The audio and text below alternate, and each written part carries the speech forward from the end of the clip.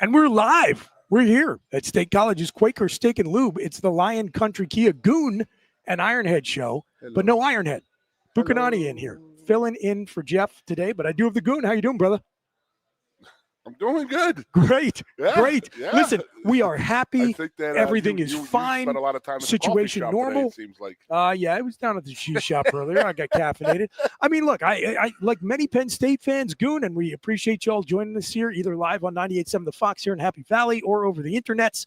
Come on down to State College's Quaker Steak and Lube and join us. I'll be ready to have a beer when this show is over. No this question. This internet does not lie. This one doesn't. Here's the one I've been reading for the last 3 months has been lying to me. Here's the deal, man. We're just riding the wave right now. That's the only way you can be. You got to be in the moment and riding the wave. College football. It is the craziest and best sport, even with all the changes. All right. Here's my scenario, Chris. Hit me. I know. I held off. Okay. I know you're very upset about this whole situation going on. I feel some kind of way about it at this point, as most do, as Tony Rojas clearly does. What do you got? What happened in the last 10 days that was not expected to happen? Oh, man. Listen. You know where I'm going with this, and that is that, I mean, it's just my scenario. Yeah.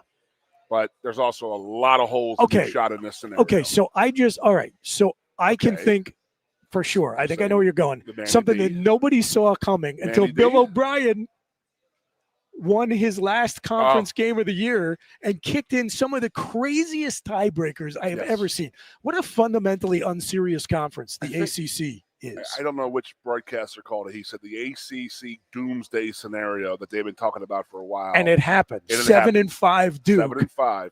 Gets into the ACC title game over 10-2 Miami. Something out today. Okay, shoot.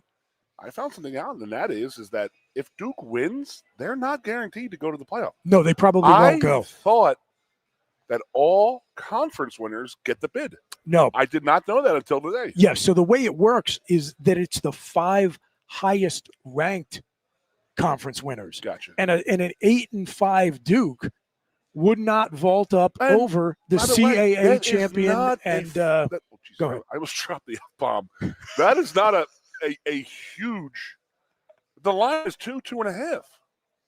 It's not like they're expecting no, dude. Virginia's offense is not. I thought you were saying it wasn't the line.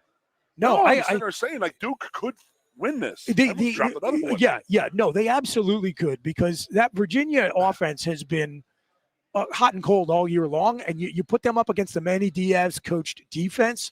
And one of the things that has been the Achilles heel for Duke, really, in the 2 seasons that he's been there, he had a good 9-win season last year, which could have been better, including an upset win over SMU, which would have meant that they did not come to Beaver Stadium for that playoff game.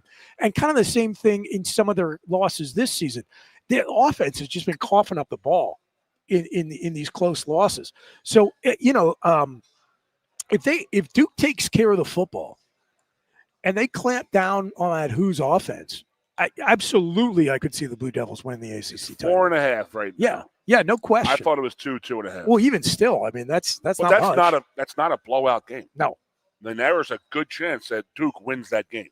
And then you were looking at that goes down, then it's complete carnage. You're looking at Tulane, North Texas, JMU. The committee possibly having to say to Notre Dame or their golden child of Notre Dame, sorry guys, you can't come. Well, let's talk. Okay, so let's talk about two scenarios that are going down this weekend. By the way, and of course the ACC game is the last one. This is a great comment. I can't believe it was easier hiring Bill O'Brien and Franklin than now.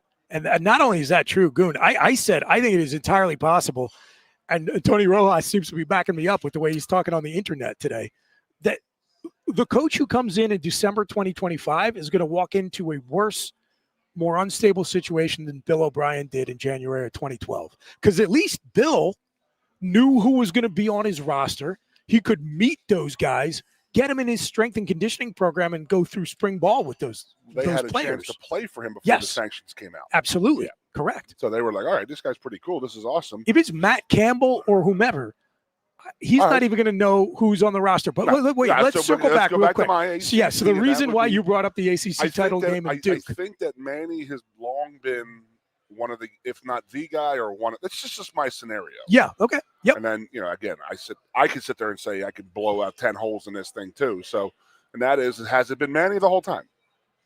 And we have just been playing coy. But then why would the athletic department and athletic allow themselves to get just absolutely crapped on nationally just to hide the guy's name coming in? Here's the thing. You know what I mean? I said this is. Go ahead. Go ahead. I'm sorry. No, so the Manny thing is that maybe it was supposed to be announced this past Monday. Maybe that they can, and then surprise salvage the class. Yeah. And then surprise, doomsday scenario happens. They're playing for the ACC final, and Manny does not want to let it get out that he is leaving. Yeah. I don't know. So for those of you scoring at home who are probably much smarter and more socially well-adjusted than I am, so you don't live your life on Twitter, Tony Rojas has been on there talking about, the team is all in for Terry and no one else. 90% of the roster is going to be gone if it's not Terry Smith. By the way, solidarity with Tony Rojas from this corner of the Nittany Nation. But if there is one guy who could maybe go outside that, it is Manny Diaz. For Tony in particular, because Tony loves Manny Diaz. But a lot of the guys on the roster either have some experience with Manny or have heard stories about how much players love playing for Manny, which is why I haven't understood why his name hasn't been more prominently featured in the coaching search. I have another name that's oddly has not been said. Go ahead. Al Golden. Why in the F has his name never even been mentioned? You know what I mean? Like, not even like, hey, Al Golden, and this and that. Yeah, that, and what, it wasn't even, it never even came up. Yeah, I think probably the perception from Al is that it didn't end especially well in Miami. He's been away from the duties of a head coach for so long. And then he's just kind of yesterday's news. I mean, look. I also have a theory on Al, though. Yeah, go ahead. Sorry, I keep cutting you off. No, it's fine. Go. My theory on Al is he left Notre Dame to go to the Bengals, to be the DC, because he had coached for the Bengals before. And I think that they might be grooming him to be the next head coach for the Bengals if the guy there fails. And that's why we haven't heard. That's just my, goon scenario. Eric Shrive coming in hot if you're watching on the internet. Yeah. Not even say it for the radio audience. You can find it on YouTube if you want to know what he just said. This is 7 minutes and 54 seconds into the broadcast. So I just, since you brought up Al and you brought up the Bengals, that guy, obviously I'm always rooting for him, rooting for the Penn State guys. He was set up in a really bad situation with Cincinnati this year because they were using so much of their salary cap on offense. They're like the opposite of the Steelers. And I remember, I don't know, did you watch the Eagles' first preseason game? Probably not. So Philly, like most teams do in the NFL preseason now, did not play any first-teamers. Not even for a series. No. 0 first-team guys the whole game. Cincinnati said they wanted to get their first team some work right out of the gate. So they put the first-team offense on the field. And, surprise, surprise, Joe Burrow and Jamar Chase ran through the Eagles' backups pretty bad. But then Tanner McKee and the Eagles' second-string offense comes on. No first-string offensive lineman, no Saquon Barkley, no A.J. Brown, no Devontae Smith, no Dallas Goedert. Sort of what they're playing with right now. Since he's playing their first-string defense, and Philly just makes them look silly for Tanner McKee is a stud. And I was like, I think Al might be in some trouble here. So don't judge Al Golden on the performance of the Bengals defense. But I'm just saying, I just can't believe his name has never even been brought up. It's a fair point. And then why has Manny's name not really been brought up that much? I really don't know. It started off a little bit like that, a little bit of heat, but then it didn't. It didn't really catch. So you think that all of our eggs were in the BYU basket? Well, here, let me talk about Manny first. Okay. Full disclosure, I've been higher on Manny Diaz as a candidate than I think most people since the beginning. And I know that probably the biggest hurdle he needs to overcome in terms of like people embracing him as an option for the Penn State job? What do you think it is? Because I've got a clear answer. What do you think the answer is? Because he's related to James. No, I don't think it's that. Well, I mean, there's some people out there who are saying Terry's not going to get the job because he's a Franklin guy. But I mean, obviously, Manny. Yeah, is it's not, funny. And then, of course, own. there's somebody chiming in here online. I believe Terry screwed himself with the 409 Paterno Love before he got his contract and the endorsement from players, Michael Robinson, alumni, fans, etc. Yeah, I mean, folks, at one point or another, the leadership of Penn State just needs to understand that you can't go to war against your own customers. You can fight and fight and fight and fight, and you're never going to win. And eventually you're going to get pulled by the undertow, or you can just swim with the current and you can win. And again, we have just been cursed with stupid, short-sighted, incompetent people for almost 2 decades. And, maybe eventually, a broken clock will be right twice a day. I don't know. But anyway, back to Manny Diaz. What do you think the biggest obstacle is there if it's not ties to James Franklin? Here's what I think it is. I think there is a perception that he did really bad as a head coach at Miami. I don't think he was that bad. I mean, hell. Go back and look at the record. Look it up right now or when you get home. Google Manny Diaz's record.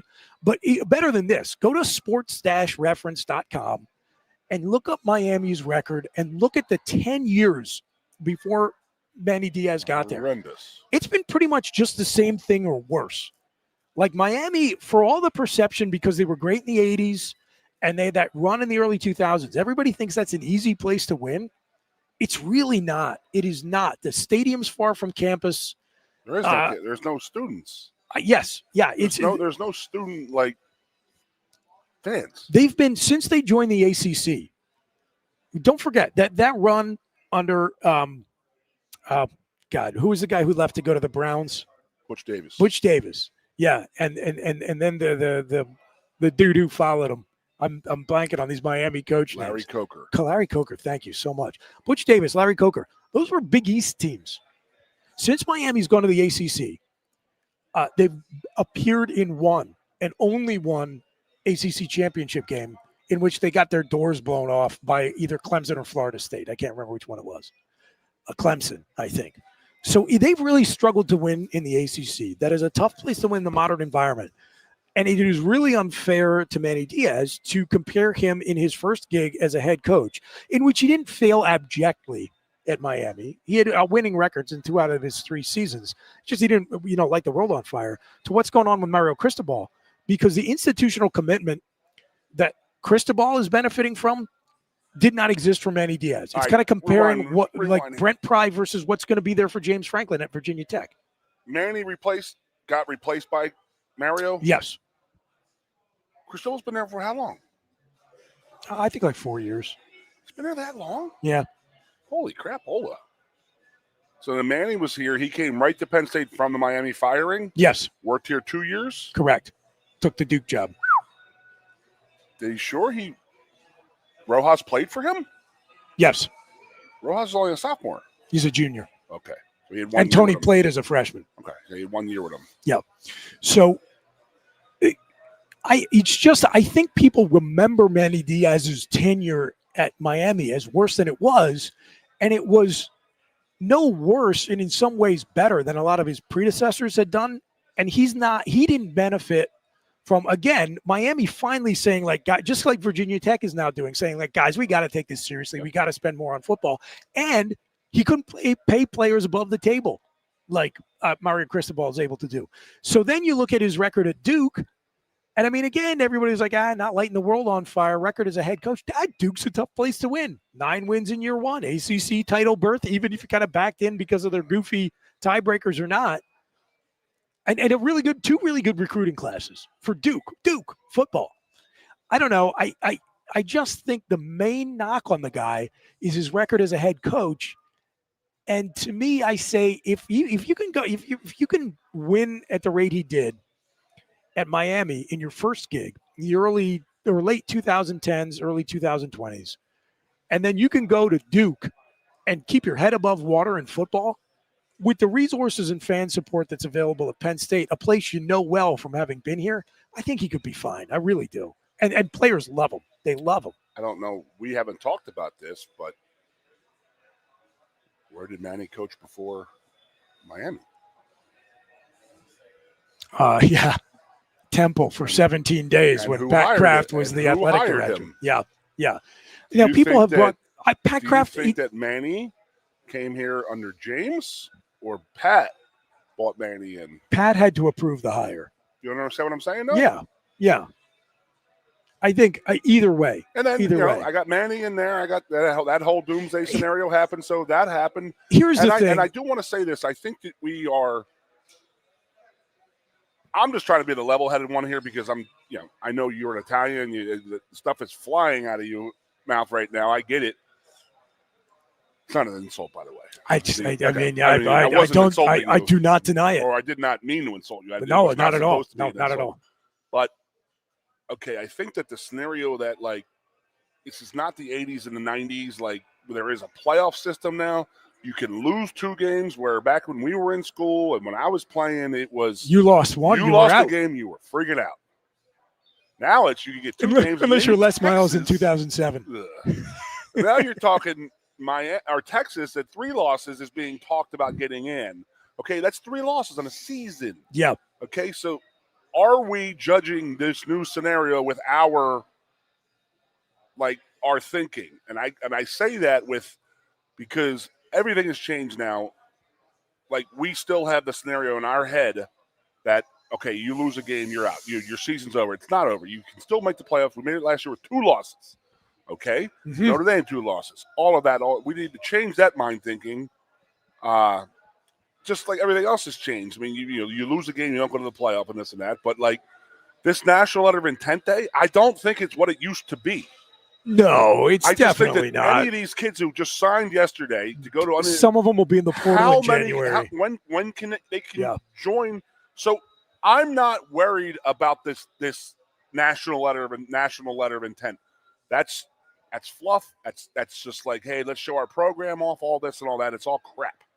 It doesn't mean crap other than what Landon has been saying, and that is that once you sign a letter of intent, you're actually starting to get paid now. So is that the reason why all these guys signed? Because they want to get a little bit of money in their pocket right now. Sure. So all these guys can jump in the portal in January anyway. And we'll all be set up straight by then.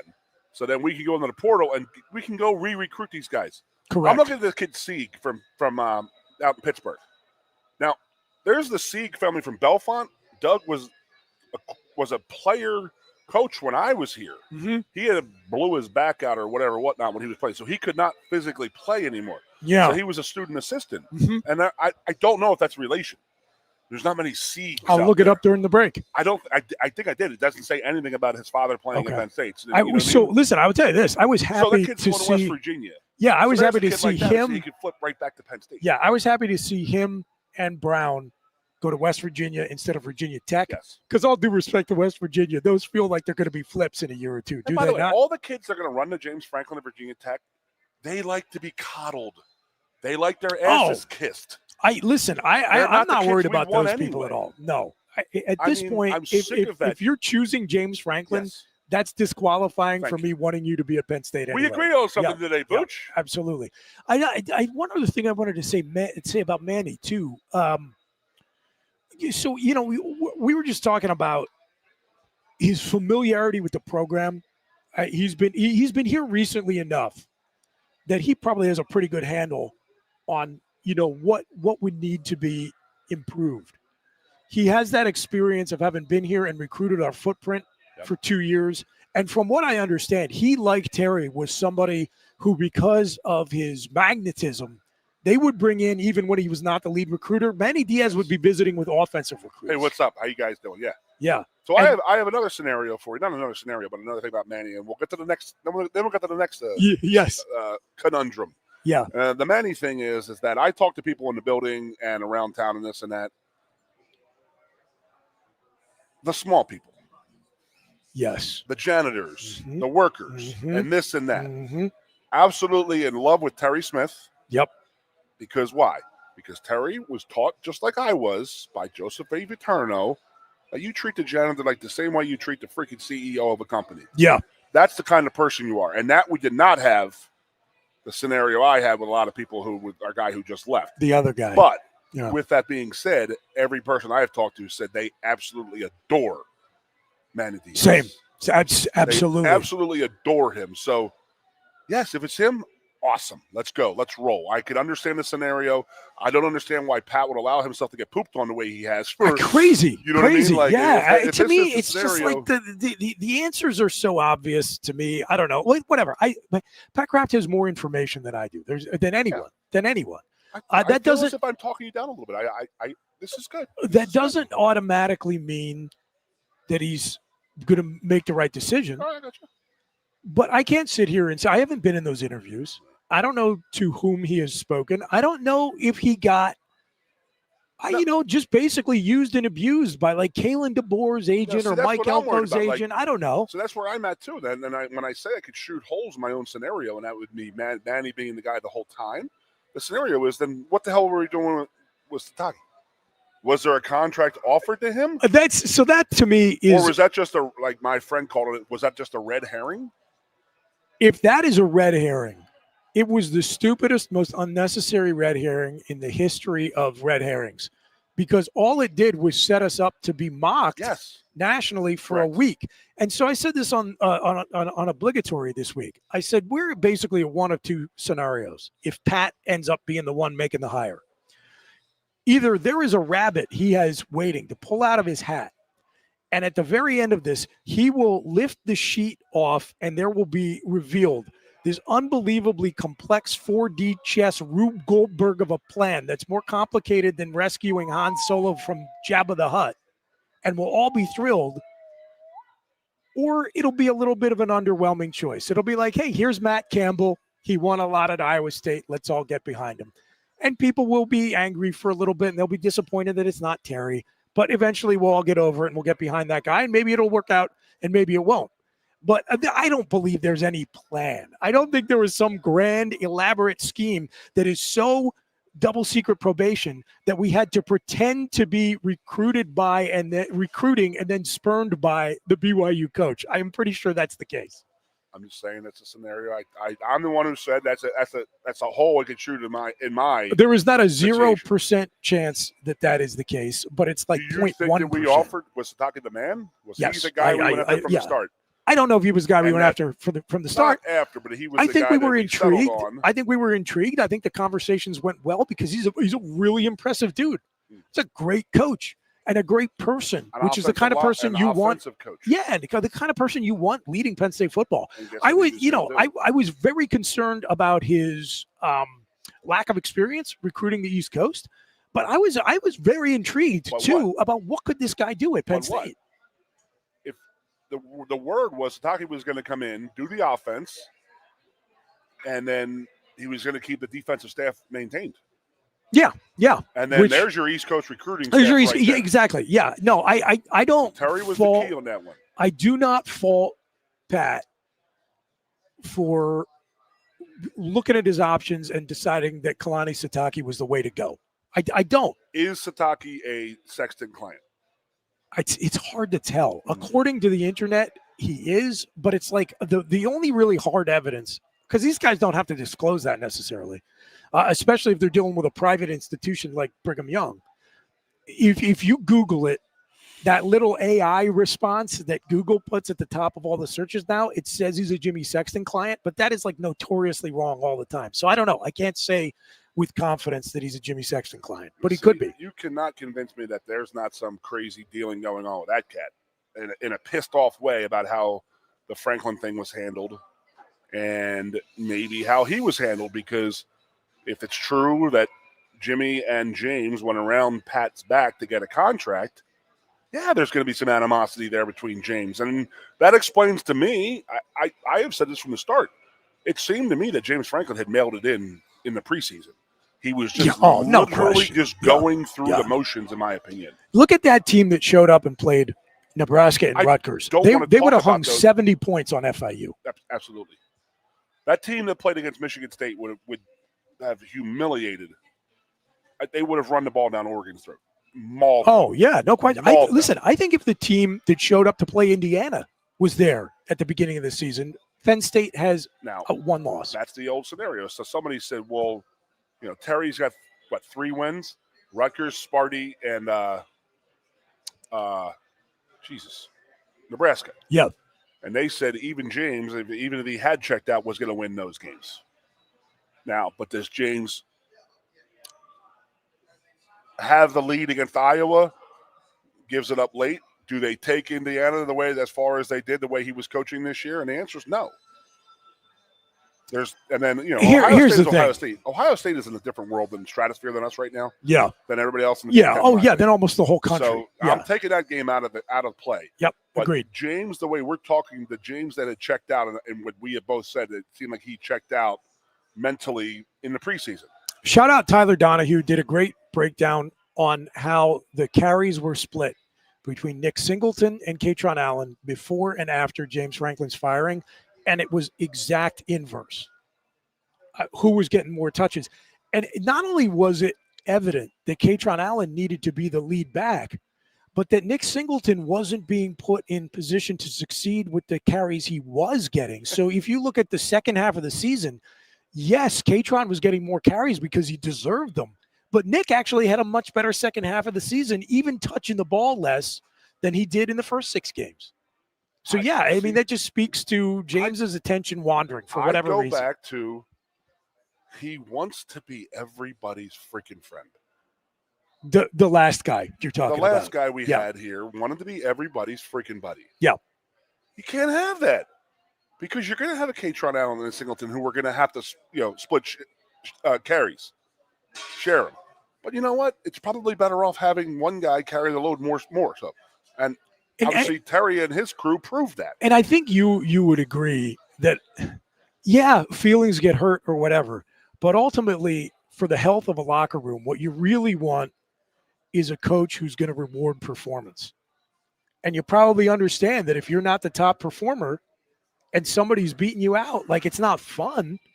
But like, I think for the health of a team, that's what you want. And for Katron to be playing the way he was really since the beginning of the season, and just to continue to be denied the opportunity to be the bell cow of the offense, I think not only was that frustrating for him, that was probably demoralizing for the whole team. This whole season it's just an same thing about Kobe Howard not playing through the first half of the season. You're telling me you couldn't find a way to get that guy some snaps against Villanova? Come on. Yeah. I'm with you. Yeah. So it's just like and that's the Manny Diaz scenario. Now, is there Caleb DeBoer? Well, all right. That has. Here's what we're going to do. We're going to use that as a tease. I cannot believe it. What is today? December the 4th. It's. Oh my God, we missed Letterman Tente. By the way, shout out. God bless you, Peyton Falzone and Jackson Ford, instant Icons. Penn State legends. Icons. Yeah. My buddy Billy sent me a shirt yesterday with those names. Is it like the Reagan Bush shirt? Oh yeah. I love it. Had those 2 names. I love 26. That was great. The only 2 commits in the Penn State class of 2026. I cannot believe we are here.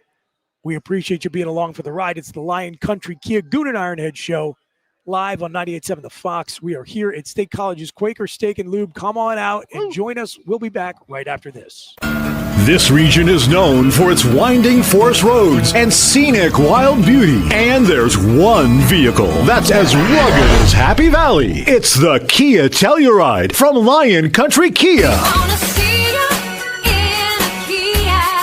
Hurry in now and check out the all-around rugged 2025 Tellurides. Lion Country Kia has the spacious 7-seater SUV with as low as 2.99% financing for 60 months or a $1,500 Kia finance rebate. There's 19 Tellurides in stock ready to go, starting at only $43,145. Be sure to check out the entire Kia lineup at Lion Country Kia. There's 91 new Kias available. Remember, every new Kia comes with a 10-year, 100,000-mile powertrain warranty. Who trusts Lion Country Kia? Mitchell Messenbrink trusts Lion Country Kia. And you should too. Lion Country Kia. 1334 Dryville Street, off Shiloh Road, behind Sam's Club, State College. Warranty is a limited powertrain warranty. For details, see dealer or go to kia.com.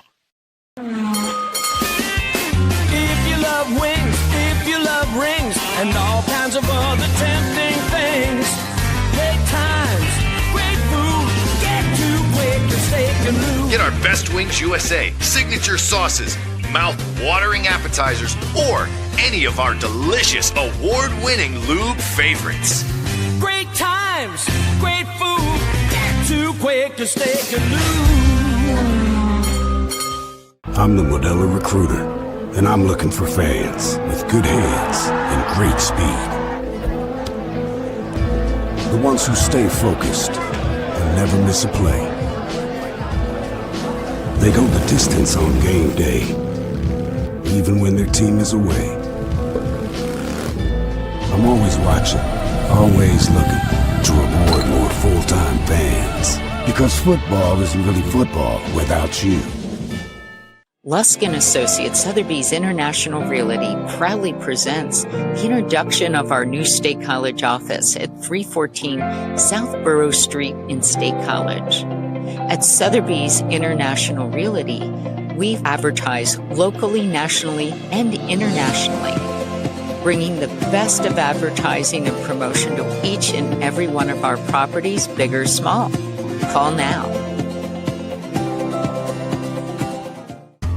A lot has changed about State College. One thing that hasn't is W.C. Clark's Coffee Roasters on 234 East Calder Way. 30 different varieties of specialty coffee beans sourced from over 25 countries and roasted with love each morning in Happy Valley for over 45 years. They'll ship their fresh roasted coffee from their doorstep to yours. Order online at statecollegecoffee.com. That's statecollegecoffee.com. Hi, welcome to Timberland Federal Credit Union, a financial cooperative for its members, tracing all the way back to 1973. Experience Timberland Federal Credit Union, where you're greeted with a smile and financial solutions are tailored to your unique life journey. Here, we're not just financial professionals, we're your neighbors, people invested in your financial needs, literacy, and empowerment. Your dreams matter to us, whether they're about buying a home, growing a nest egg, or embarking on new adventures. TFCU draws from the past and invests in the future, offering modern tools like online banking to give you the freedom to manage your money practically anytime. Additionally, we're passionate about giving back both time and resources because enhancing our community is at the core of why we're here. Visit TFCU in person or online to learn more about our services and apply for a membership today. WFXX, once again. The Fox, your sports radio. Broadcasting live, loud and proud from Central PA's Sports Authority. WFXS America. 98.7, The Fox, State College, the Goon and Ironhead. And we are back here at State College's Quaker Steak Lube, home of not just the best wings, but the best selection of wing sauces. It's the Lion Country Kia Goon and Ironhead show. I just got yelled at by my Italian friends for that comment. Well, you know what? I mean, we own it. We own the Absolutely tendencies of our people. Yeah, there's no doubt. You ever see that video of like this little 4-year-old girl? She's like, yeah. She can't really speak, but she's using her hands more than anything. I mean, I am definitely somebody that you don't have to gag me. You just have to tie my hands together and that's it. Exactly. Yeah. Okay, no question. He's shushed. But you are doing a very good job at Vanderbilt. Yes. And with the Pittsburgh Penguins, who unfortunately beat our Flyers. This is I know. Yeah, I lost tough. a case of beer That was to tough. Allen again. Yeah. They're killing me, man. Yeah. Hey, let me before we get back to talk about this coaching nonsense. Let me just ask you a question. New here? Yes, I do. Is there something going on in town? We're Quaker Steak and Lube. Favorite wing sauce here? Mine? Yeah. Easily. Arizona Ranch. Okay, I figured you were going to say that. So you remember they used to say that Playboy retired Penn State from its list of top 25 party schools because they couldn't rank amateurs against professionals? Let's retire Arizona Ranch. Okay. What's your next one up? Korean barbecue. Ooh, it's thicker. That's a good one. Yep. And then they also make me a rub here. Okay. That are they going to name it after you? The Goon? No. Hey, Rach, what's in my rub? Chipotle barbecue and mango habanero. And it tastes like Middlesworth Ooh. barbecue chips. The best barbecue chips. Yes. Uncompensated plug yes. for the folks at Middlesbrough. See? I'm a Philadelphia guy. You're an Allentown guy. We know potato chips. Yeah, absolutely. What do you think the best sour cream and onion chip is?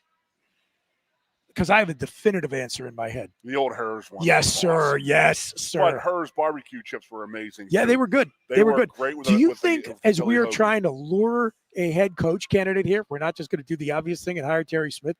Do you think we ought to let them, sample some of these Pennsylvania-based potato chips? Just get them some Middlesworth barbecue chips. I think they're on the next flight out.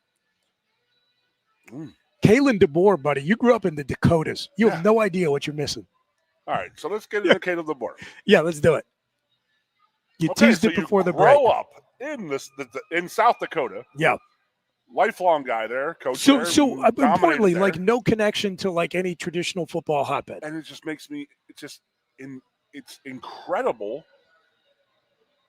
The rumors that he is unhappy and his family is unhappy at Alabama, they're absolutely true. So somebody who grew up in the Dakotas and cut his teeth in the Pacific Northwest, he's not thrilled to be in Tuscaloosa?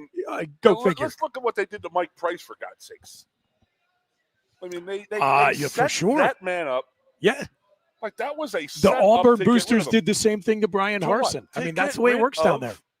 They don't like Yankees coaching their football teams. Correct. Yep. It's absolutely unbelievably. It's funny and also scary, but Caleb DeBoer is coaching Alabama, and he's replaced Nick Saban. Obviously, the old adage, you do not want to be the guy who follows the guy. Don't be the guy who replaces the man. Be the guy who replaces the man who replaced the man. Mm-hmm. So, I think that Caleb DeBoer is not happy at Alabama. Same scenario. They're not guaranteed the NCAA playoff, college football playoff yet. So here's what's interesting. I think they are going to get worked by Georgia. I don't think Georgia is as explosive as they have been in years past. They're not, but they're still very stout defensively. I mean, they're never going to have a defense like that one that has all the guys who are now on the Eagles. But they're very good defensively. And if you had watched Alabama the last few games, they're just struggling. Nothing looks easy with Alabama, and Georgia seems to be hitting their stride a little bit. I just could see them winning that one by double digits. Now, it's the old scenario. I mean, okay, so it's going to happen in real time this weekend. So the biggest game of the weekend when it comes to the college football playoffs is Texas Tech and BYU. Just real quickly, we got a message here from a listener. According to Alabama on 3, take it for what it's worth, DeBoer says there's never been interest in either direction with Penn State, which I find hard to believe. I think he's lying. I mean, I don't think the listener's lying about that. It says that. I just think Kalen DeBoer's lying to on 3. I mean, how the heck you don't make those rumors up that the family wasn't happy? It's so believable, right? I mean, we talk all the time about coaches stay on your side of the Mason-Dixon line. Joe Moorhead found that out. Absolutely, he did. Okay, so it goes back to that scenario, not the doomsday, but it starts Saturday at noon with Texas Tech and BYU. Yes. If Let's go back there. BYU wins that game, they're both in the playoff. Correct. If Which BYU means loses that game, they're not in. Right. Okay, and that opens up more room for Alabama and Notre Dame and the Miamis. Yeah, and BYU's probably going to lose. I don't know, man. They were beaten very soundly by Texas Tech in the regular season. I got you. And it's like me and I talk on the radio on our show, this show all the time. Is it better to be the guy who won the match or lost the match? Yeah. Because you learn a lot more from losses, and that's the way I was taught. Interesting. Right? You know what else I found out about wrestling? What's that? Doing the Players show, I found this out, but they don't watch much film. Were you? I was either on hand filling in for producer AJ, or I was listening to the show because I heard you guys talking about that. That absolutely, because they're just worried about their own stuff. They're worried about their own techniques. Yes, and I talked to my buddy Austin about it, and he was like, "Why do I worry about what he's going to do when I'm trying to do what I want to do?" Yeah. I'm like, okay, well, that's a different mindset of football.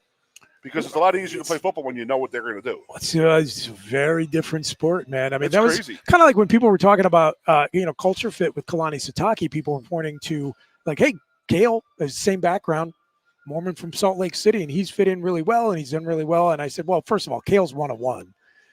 Second of all, wrestling is just a different sport. Out there as like a comparison to anybody. It's just a different sport. So so Alabama. So to your point, Sataki, so do you know? I'm sorry. Go ahead. Yeah, we're the worst. You speak with your hands, and I have ADD. So it's good. You know his relation to Penn State, right? Kalani. Yeah. No. Tim Manoa is his cousin. Is that right? Yeah. The great Tim Manoa. I loved watching that dude. Tank. Yeah. I'll tell you what, man. Like, I sound like Gruden right there. I'll tell you what, man. Tim Manoa, that guy could play for me any day of the week. Look at this guy. Look at, you see the way he hits that line of scrimmage here? Boom. Is that John Gruden or Randy the Macho Man Savage? Yeah, I can't do voices. I believe that Gruden is morphing into the Macho Man. Dude, we might be hiring John Gruden until we're done with all of this. Which has been, but I don't like that at all. I have heard that from the start, I do not like that at all. I don't think that's going to work. He's just trying to do that to make his. Well, why is he not in the NFL? Because he got blackballed because of some emails and stuff like that. And he's like actively suing them, so that's a problem. Okay, well, I'm just sitting there saying if there was a racial issue on text messaging and stuff like that, inappropriate, how are you going to walk into some recruits' houses? Yeah, you know I mean? Man.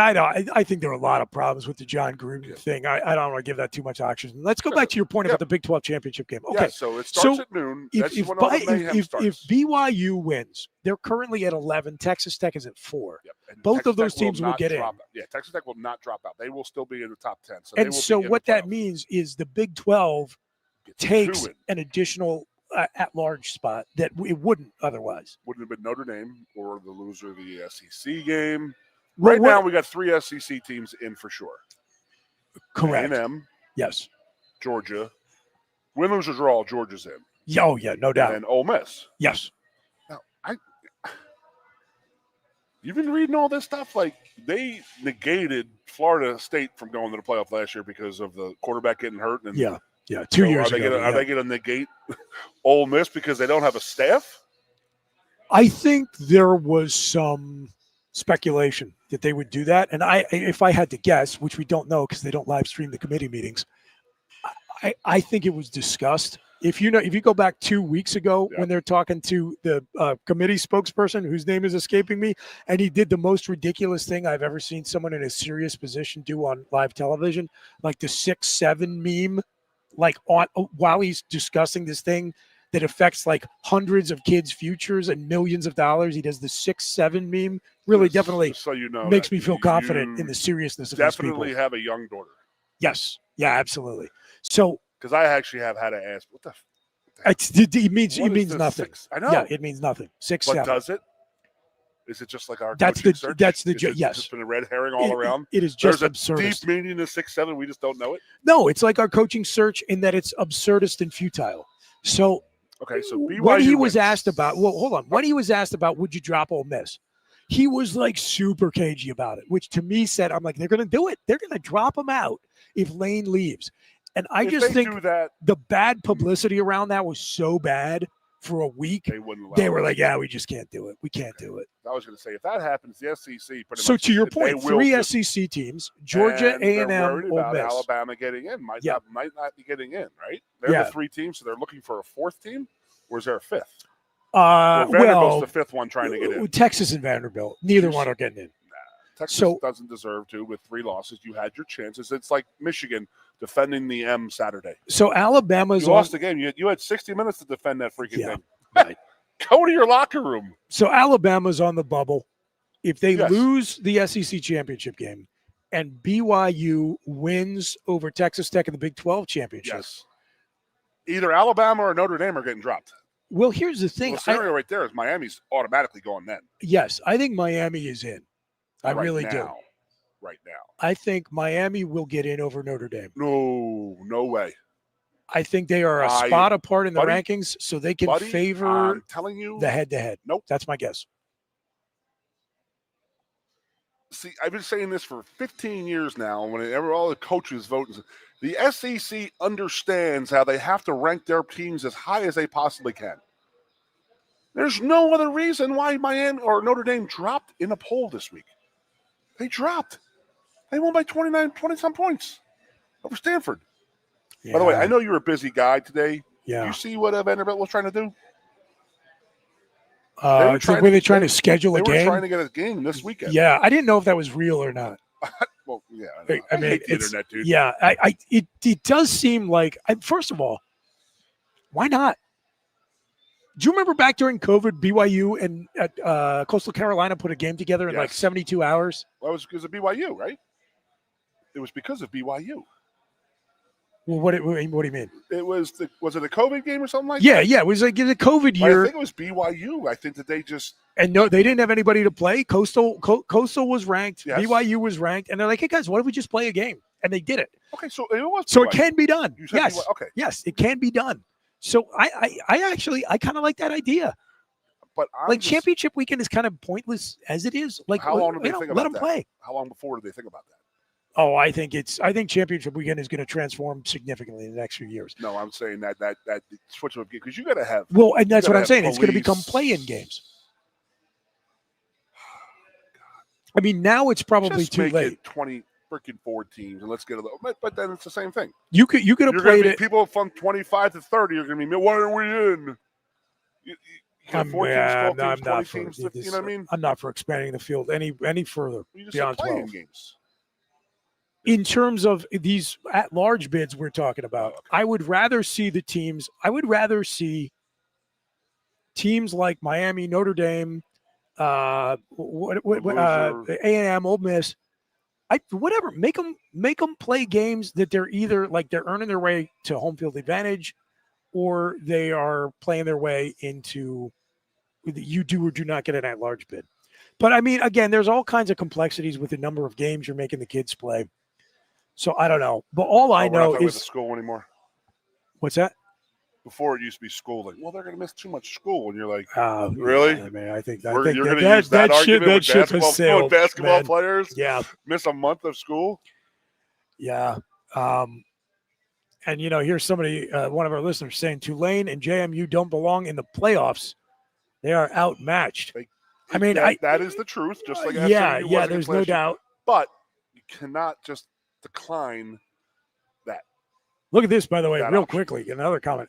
Lived in Idaho for 4 years. No good chips. Where are you reading that? It's right here. Coming in. Listener comments, watching online on Facebook and on YouTube. Definitely no good chips in that part of the country. So if Kalen DeBoer wants some great barbecue chips, some great sour cream and onion chips. I was like, what the championships? What the hell are they talking about? But now I get it now. But yeah, so the thing with Tulane and JMU, and this is where I want to circle back. Another cheddar, Ruffles, cheddar. Oh, the sour cream and cheddar. That's very good. That's very good. You get me on food now. You get me all worked up. So somebody said learning what is in Goon's rub is why I tune in. There you go. That's the beauty of the Lion Country Kia Goon and Ironhead show live from State College's Quaker Steak and Lube. Is you not only find out half-baked opinions on sports, you find out what is in Goon's special wing rub. I had to scream across the bar to ask the bartender. So yeah, I can't even remember what was in it. Can you? Mango habanero. Yes, right? and something else. Chipotle something? Chipotle something, yeah. Very good. Okay. It's definitely this, but it's very salty. So Tulane and JMU. Blood pressure stuff. So how could Tulane and JMU get into a 12-team playoff? It goes back to they can't just the say ACC championship game.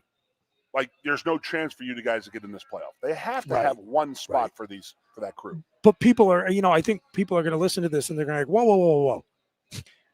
A 12-team college football playoff. And 2 of the 4 teams are going to be James Madison and Tulane. How does that happen? And you're going to sit Texas, Alabama, Notre Dame. Well, the way it happens is that the language that was written into the playoff structure is that there are automatic bids for the 5 highest ranked conference champions. And nobody said it this way in so many words, but that was basically an assumption that you would get the 4 Power 4 conference champs and you would let one group of 5 team into the playoffs. But because we have these huge conferences now where everybody doesn't play everyone else, you have the ACC with a 10-2 Miami frozen out of the championship game and the possibility of an unranked 7-5 Duke beating like number 22 Virginia for the conference title, which means that the conference champion JMU and Tulane or North Texas would be ranked higher than an 8-5 ACC champion Duke. And so because it's just 5 highest ranked conference champs, not Power 4 champion auto bids, the ACC champion would get frozen out completely, and you'd have 2 group of, they say 6 teams, which is funny because the Pac-12 is the 6th. It's really the group of 5. 2 group of 5 teams in the 12-team playoff field. So I guess if you're rooting for absolute chaos, you're rooting for the Duke Blue Devils this weekend. And then there's the question about what would happen with BYU. Yeah. And so I think Alabama could definitely be on the bubble. If they win the SEC title, it's automatic for SEC teams are getting in because, as we discussed, Georgia's in automatically. But if they lose, then they could be on the bubble. And I still think it is very possible that the committee is setting Notre Dame up to get left out. Dude, based on the strength of Miami's head-to-head win. Dude, they're the darling. And that's why I would love to see Miami play Vanderbilt this weekend. Or darling Texas. Of the NCAA is Notre Dame. I know. They want viewers. They want money. It's about money.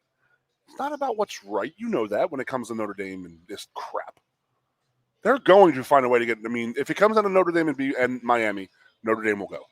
And I would be absolutely stunned if it comes down and they take Miami over. Rightfully, they should be ahead of Notre Dame. They played them head-to-head and won. Okay, if we're going to do any kind of, it's crazy to throw out a head-to-head result from 2 teams with the same record. And Notre Dame, the rest of their schedule is, man, it is slop after those 2 wins. They don't have a great win on their resume. Was Cristobal one going through their record? It's like their 6 wins. And yeah. They're defensive. Yeah. Their 6 wins. Yeah. And USC did not do them any favors down the stretch. I mean, they didn't do anything to make that an especially impressive win. It's just, if you do a blind Pepsi challenge on those 2 teams, it's tough to justify taking Notre Dame. But you're right. They might just get in because they draw eyeballs. Yes, they do. We're going to have maybe we'll have the Catholics versus the Mormons in a bowl game. Ooh. A holy war. How about that? That'd be the real holy war. Forget BYU, Utah. Yeah. Holy crap. So okay. I'm glad we're not talking about our coaching search anymore. Yeah. It's nice to have some football to discuss. And there were some good matchups this weekend. I think there are some interesting conference championship games. I do want to say that it's complete bull crap. The MAC plays on a Saturday. Come on, dude.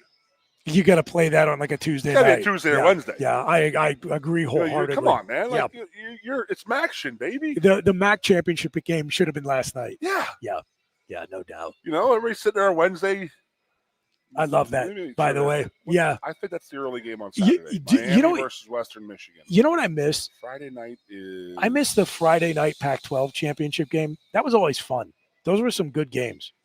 I remember the last year of the Pac-12 talking about Kalen DeBoer. Oh, yeah. Oregon versus Washington. That was a great game. What do you think now? What an amazing start to championship game weekend when you used to have that Pac-12 title game on a Friday night. Yes. I missed that. It was like a really foggy night. It was like maybe at Stanford. It was like a fog bowl, I think. But I remember 05. Yeah. Reggie Bush playing Stanford. We had just beat Michigan State. You were talking about it was Fresno State, not Stanford. Okay. Yeah. What do you remember about that run that they show all the time? It's just one thing that just sticks out in my head. It's the assistant coach running down the sidelines doing, come on, go. It's just what I remember about that. All I remember. I remember coming back from Michigan State. There was a later game at night. Yeah. And me and some other guys went down to the Lions then. Yeah. A couple of the other coaches. We sat so there close. And it was like, they went to overtime. Yes. Yeah.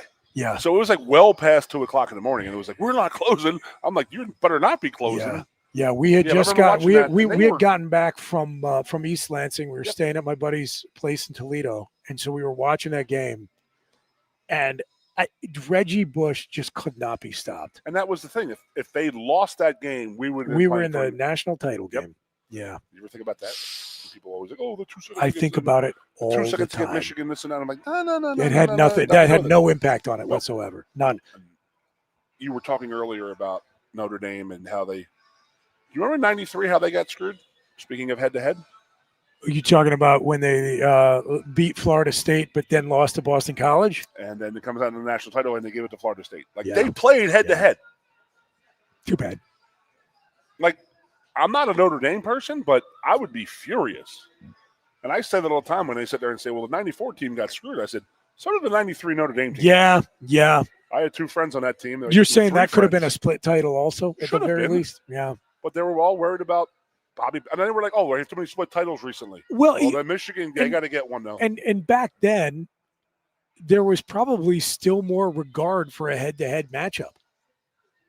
What was it, 90 and 91? There was Correct. Who were they? This is a good one. Hold on, I need to know the coaches, too. Oh, boy, I can't do the coaches. But it was Colorado and Georgia Tech and Washington, Miami, right? Uh-huh. Who was Tech's coach is what I was getting at. Oh, boy. Oh, man. Who was My there? name is Bobby Ross. I was going to say, was Bobby Bobby Ross? Okay. I couldn't remember. That guy has been traveled around, man, because he was with Maryland, Georgia Tech, Detroit Lions, and then Army. Chargers. Oh, that's right. Yeah. Lions and Chargers and then Army. Yeah. He was a good man. He was back in the day, recruiting back in the day, so it was good stuff. I heard a lot of guys who played for Bobby Ross loved that dude. Mm-hmm. Yeah. Man, you want to talk about ADD squirrel, Bobby? But we're talking about Bobby Ross. I heard Pat Kraft called his agent last week. And I think Jimmy Sexton screwed him. Some of these guys are dead. Cross him off. Bobby Ross got a pay upgrade. He's been dead for 10 years. He's represented by Sexton. He got him a $10 million extension. All right, we're going to jump to a break here. We're at State College's Quaker Steak and Lube. We were trying to just keep the smiles and the laughs coming as we are in day 4,672 of Penn State's coaching service. Pooch. I'm helping you get through this. Chicken soup for Buchanani's soul here on 98.7 The Fox. At about 1:40 when Booch came walking I just in, had to was let it like out. a friggin' hurricane. I had to let it out. I had to empty the clip. I mean, the hands were all over the place. They looked I am sick of this. I'm sick of it. We'll be right back. Stay with us. This region is known for its winding forest roads and scenic wild beauty. And there's one vehicle that's as rugged as Happy Valley. It's the Kia Telluride from Lion Country Kia.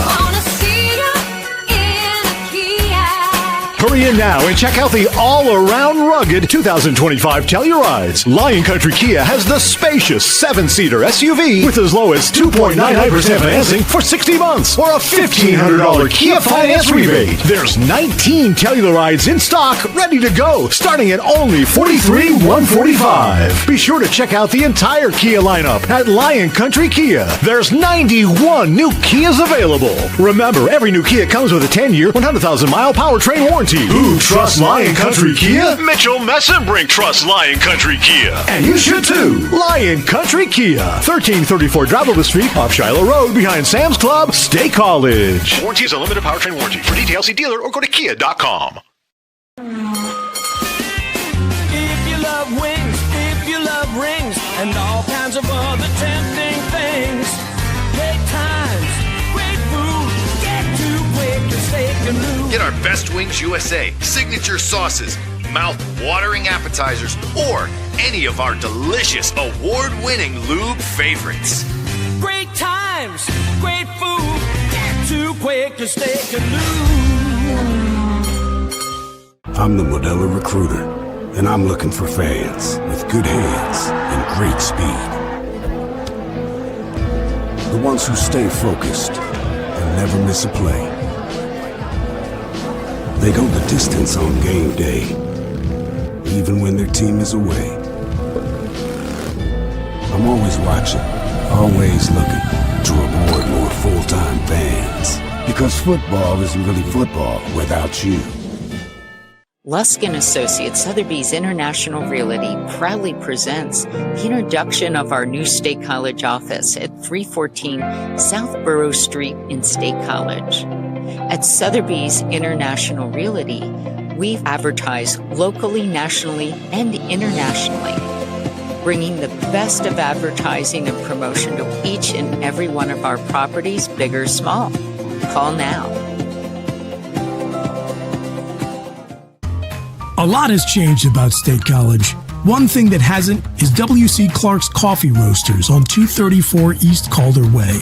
30 different varieties of specialty coffee beans sourced from over 25 countries and roasted with love each morning in Happy Valley for over 45 years.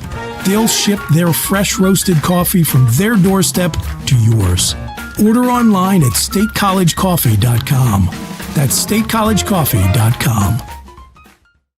Hi, welcome to Timberland Federal Credit Union, a financial cooperative for its members, tracing all the way back to 1973. Experience Timberland Federal Credit Union, where you're greeted with a smile and financial solutions are tailored to your unique life journey. Here, we're not just financial professionals, we're your neighbors, people invested in your financial needs, literacy, and empowerment. Your dreams matter to us, whether they're about buying a home, growing a nest egg, or embarking on new adventures. TFCU draws from the past and invests in the future, offering modern tools like online banking to give you the freedom to manage your money practically anytime. Additionally, we're passionate about giving back both time and resources because enhancing our community is at the core of why we're here. Visit TFCU in person or online to learn more about our services and apply for a membership today. WFXS, once again. The Fox, your sports radio. Broadcasting live, loud and proud from Central PA's Sports Authority, WFXS America. 98.7, The Fox, State College, the Goon and Ironhead. Welcome back, everybody. We're live at State College's Quaker Steak and Lube. It's hour number 2 of the Lion Country Kia Goon and Ironhead show. Chris Buchanani filling in for Jeff the Ironhead Byers. Keith Goon Conlin here with me. Hello. Lively first hour. Let's make it a lively second hour. We're talking coaching search. We're talking wing sauces and Pennsylvania potato chips. The Commonwealth of Pennsylvania is the epicenter of potato chip production in these United States. Don't give me any of this Idaho stuff. They may produce more potatoes. I was with a guy down. Nobody produces higher quality chips than Pennsylvania. I visited the Gulf Shore of Alabama. Okay. 2014, 15? Buddy down there from Texas met us down there. His family had a home there. He's like, check these chips out. Voodoo chips. It's like a Mardi Gras thing. Yeah. And I'm looking at them and said, made in Pennsylvania, made in Hanover. Pennsylvania. Oh, okay. Yeah. All right. Well, there you go. Like, yeah, bro. Hanover. That is like Hanover is the that is the snack capital of the world. I agree. That little swath of our state has produced a ton. So Hershey's, Mars. Yeah. All the potato great chips. job. Very good point. Very good You point. got And don't the- forget the Tasty tasty Cake. cakes. Yes, sir. Jeez. Man, everything that makes you fat and blocks your arteries. We're really good You're at very welcome. apple, pork roll. You're very welcome, America. Yeah. So to recap for folks who are just joining us live over the airwaves here in Happy Valley on Sports Radio 98.7 The Fox, or from anywhere in the world. We do not lie. We are the intrawebs that do not lie. Yes. We tell truths. Via Facebook, via YouTube, via 987thefox.info. Goon, we have been talking about, again, could we lure a top quality coaching candidate here with Middlesworth barbecue chips? I say yes. A listener asked if we've discussed Tony Rojas's comments on Twitter that he, and by his words, quote, 90% of the returning roster will be out the door if the head coach is not Terry Smith. Yeah, we talked about it. Yes, the team seems to be fed up with Pat Kraft. It is true that it's possible there is an elaborate plan yet to be revealed, and it's possible there's no plan at all. And we are just trying to keep smiling through the chaos because you got to ride the wave, and that's where we're at. That's what we're doing, buddy. Yeah. We have some good talk about championship game weekend in college football, which has some crazy implications for these 12-team playoffs. Like BYU and Texas Tech is at noon. So let me ask you will this. be figured out before Alabama even starts. Yeah, let me ask you this. Because I do want to get back to that point. It's a really good one. A lot of concern when we went from 4 to 12 teams college football playoff, which is something people were waiting for forever, that it was going to devalue the regular season. Through 2 years of this 12-team playoff scenario, you think that's true or false? When you win those big non-conference games, it's a big notch in your belt. But when you lose them, it's bad. Like Michigan should be in the freaking playoff right now. Yeah. How about that? But they scheduled Oklahoma, and Oklahoma beat them. At Oklahoma so early in the season with a freshman quarterback. Yeah. Like, these schedules are made 7-8 years in advance. We know that. So, there's no way they're scheduling these games in the future. And I think that's where I think that's probably the true. NCAA or whatever we're going to get to with this, the Big Ten, SEC, television network, or whatever we're going to call it, whatnot. When they start making the rules, and that is you're going to play 9 conference games, and then they are going to declare who you play out of conference. That's just not all of the games, because we still have to have our 7 home games. You still have to have the 7. So you have your 4 already guaranteed in your conference. Yep. Then your 4 home and away, so you're at 8, and then you have then 3 some years you'll have a 5th home game. Correct. And you just got to get those one-offs, the MAC schools, the Villanovas and Delawares of the world. And that's fine, but you still should have one big non-conference game. Man, I couldn't agree more. But no one's going to schedule them. This is where the new conference owners, masters, whatever the hell you want to call them, they're going to have to make that decision and do okay, well then this year, by the way, the ACC is matching up against the Pac-12 or the Big 12. Yeah. And then the SEC and Big Ten are going to have their little Do you know what would fix a lot of this? If you don't do anything else. Now, obviously, it'd be better to make a bunch of changes. If you only want to make one change that could fix a lot of the issues, make the conference championship games between the 2 highest-ranked teams in your conference. So that way. That's what we're doing. That's what the Big Ten does, right? It's not. No, there's still tiebreakers. There are either all of the conferences, for whatever reason, still using. You're going to have head-to-head and stuff like that, right? But none of it matters when you've got 18 schools in your conference and you're only playing 9 conference games. Okay. So to me, you worry less about playing a marquee non-conference opponent if you don't have a situation where you, like Miami, could end up frozen out of your conference title game, and a 7-5 Duke team gets in instead, who's not even ranked. So just say, guys, because they have divisions. Is that what's going on? No, they don't. There's the thing, they don't have divisions. But how the hell did Miami get in? What is it? Dude, it's like there are. It's not like Miami, this. Duke. Yeah, I understand. It's like this interlocking thing of 5 different tiebreakers because both of Miami's losses are conference losses. Okay. So they have the same conference record as Duke.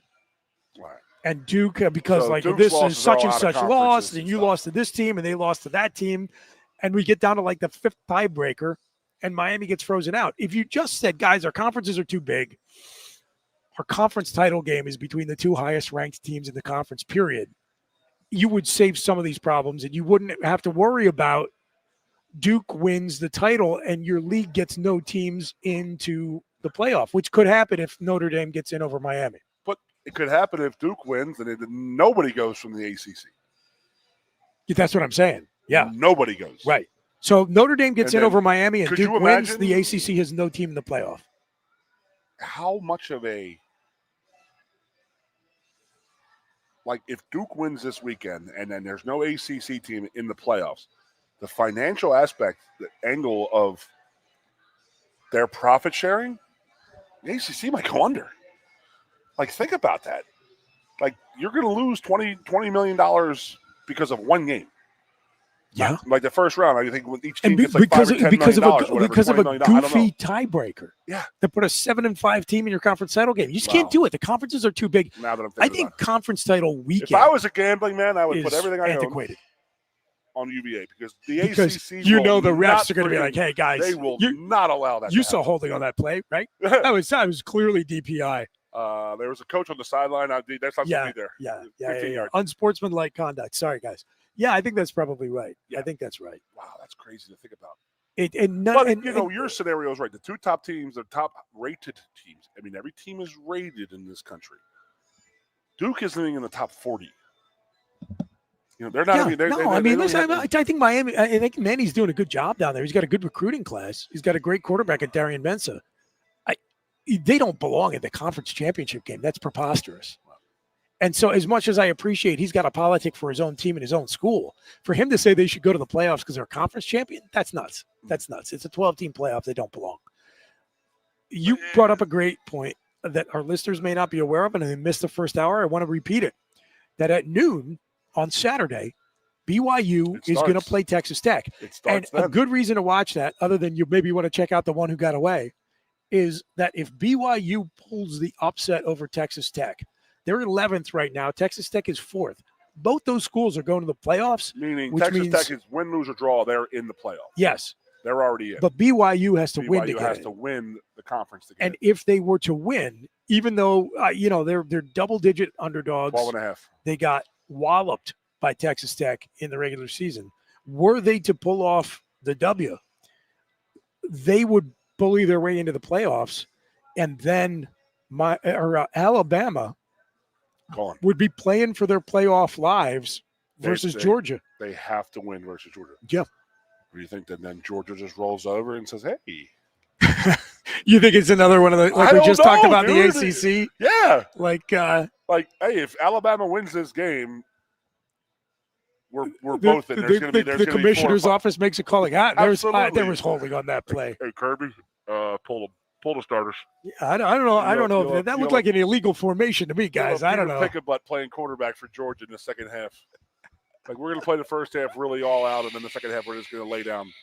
I mean, wouldn't that be something? The financial burden or the financial rush windfall is if the SEC gets a fourth team in there. Yeah. So we got Ohio State, Oregon, Indiana. That's it. That's the only thing they're going in. Win, lose, or draw this weekend. They're all going. Yeah, there are no Big Ten teams on the bubble at this point. Michigan should be. Had they not played Oklahoma, it's funny. You think if they would have scheduled even like like a lower Delaware tier State ACC was open team. then. Yeah. Delaware State they could have played. Yeah. Which stinks because games like Oklahoma, Michigan are what make the early part of the college football season great. Notre Dame, Miami, Texas, Alabama, Ohio Florida State. Texas, Ohio State to great. open the first weekend. And again, that's what Sarkisian was trying to say the other night, that hurt them. It's true. They would only have 2 losses. They'd be in again, too. Again, to be fair, losing to 3-win Florida hurt them, too. So don't lose that game. Exactly. Again, like I said, Michigan defends the field after the game. You had 60 minutes to defend that M. Have you looked at the SEC competition that Texas A&M faced this year, going back to the size of these conferences? Was it good? They did not face a team in the top half of the SEC until the last game of the season, which they lost to Texas. Did you ever see South Carolina's schedule? Was brutal, right? Yeah, like ridiculous. Yeah, they're like, okay, you're going to play 4, 7, 3, 2, and the 19th. And this is the problem with these huge leagues. The schedules are so wildly imbalanced. You with me have been saying since we've been doing. How long have we been doing the show? 8 years, 7 years? Long time. Well, we're talking about this. The fact that Alabama, this is 5-6 years ago, Alabama played Penn State more in the regular season than they ever played Georgia in the regular season. Yeah. There's something wrong with that. They just set up their patsies to get walloped around by their big boys. Yeah, which they can't actually do as much now because they're going to 9 conference games. Yeah, and then you have Vanderbilt who finally caught up, but then, Kentucky, Arkansas. These guys are just good. They go to the slaughterhouse, South Carolina, and they get passed around by all the top 10 teams, and then the other guys play. Texas A&M plays all the 5 patsies. Can I distract you again before we go to break? Well, was there not? Because I'm a squirrel. Check this out. Squirrel. You familiar with these? How about we have a listener chimes in. How about Wise onion and garlic chips? You know these? I don't think I know the flavor. I would have to see. I am intrigued. Wise chips, that's a Pennsylvania company. Guy, though. Garlic and onion.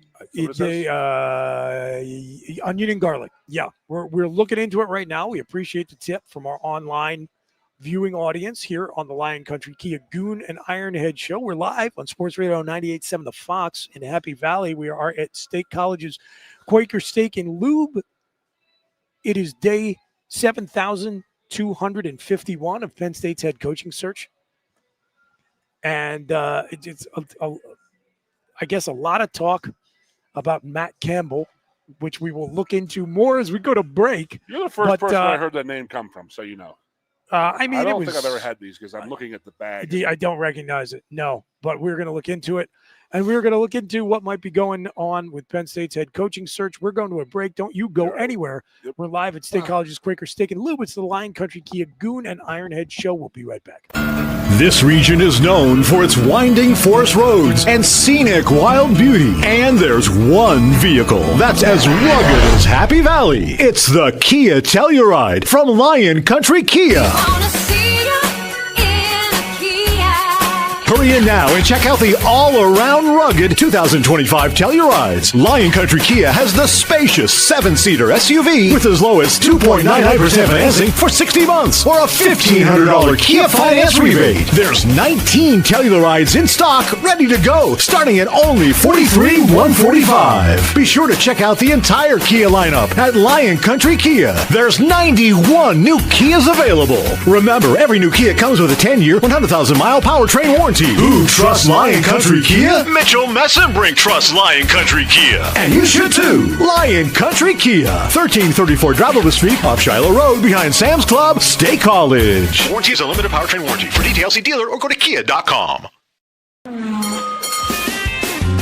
you love wings, if you love rings, and all kinds of other tempting things, great times, great food, get to Quaker Steak and Lube. Get our Best Wings USA, signature sauces, mouth-watering appetizers, or any of our delicious award-winning lube favorites. Great times, great food, get to Quaker Steak and Lube. I'm the Modelo Recruiter, and I'm looking for fans with good hands and great speed. The ones who stay focused and never miss a play. They go the distance on game day, even when their team is away. I'm always watching, always looking to reward more full-time fans. Because football isn't really football without you. Lusk & Associates Sotheby's International Realty proudly presents the introduction of our new State College office at 314 South Borough Street in State College. At Sotheby's International Realty, we advertise locally, nationally, and internationally, bringing the best of advertising and promotion to each and every one of our properties, big or small. Call now. A lot has changed about State College. One thing that hasn't is W.C. Clark's Coffee Roasters on 234 East Calder Way. 30 different varieties of specialty coffee beans sourced from over 25 countries and roasted with love each morning in Happy Valley for over 45 years. They'll ship their fresh roasted coffee from their doorstep to yours. Order online at statecollegecoffee.com. That's statecollegecoffee.com. Hi, welcome to Timberland Federal Credit Union, a financial cooperative for its members, tracing all the way back to 1973. Experience Timberland Federal Credit Union, where you're greeted with a smile and financial solutions are tailored to your unique life journey. Here, we're not just financial professionals, we're your neighbors, people invested in your financial needs, literacy, and empowerment. Your dreams matter to us, whether they're about buying a home, growing a nest egg, or embarking on new adventures. TFCU draws from the past and invests in the future, offering modern tools like online banking to give you the freedom to manage your money practically anytime. Additionally, we're passionate about giving back both time and resources because enhancing our community is at the core of why we're here. Visit TFCU in person or online to learn more about our services and apply for a membership today. WFXS. Once again. The Fox, your sports radio. Broadcasting live, loud and proud from Central PA's Sports Authority. WFXS America. 98.7 The Fox, State College, the Goon and Ironhead. We are back. It's the Lion Country Kia Goon and Ironhead show live from State College's Quaker Steak and Lube. We are live on the air in Happy Valley on Sports Radio 98.7 The Fox. and available from anywhere in the world on YouTube, Facebook at 987thefox.info. Jeff the Ironhead Byers out. Chris Buchanani filling in from the obligatory PSU pregame show, joined by the Goon himself, Hi. Keith Conlin. Hi, how are you? And just to get it out of the way, right out of the gate, as I got my laptop on the charger, also looked into the Matt Campbell rumors that are flying around. I do think for sure there is legitimate interest from Penn State in talking to Matt Campbell, Iowa State head coach, and probably some mutual interest back from Coach Campbell. But any reports that the signing is imminent, as far as I can tell, are troll Iowa Hawkeye fans. When is Tomlin interviewing? Until Pete Thamel tweets it, it's not real, and I'm going to be refreshing it real time, but we don't have anything from Thamel yet on Matt Campbell. And for all of you out there who are messaging us about Terry Smith, all I can say is I am with you.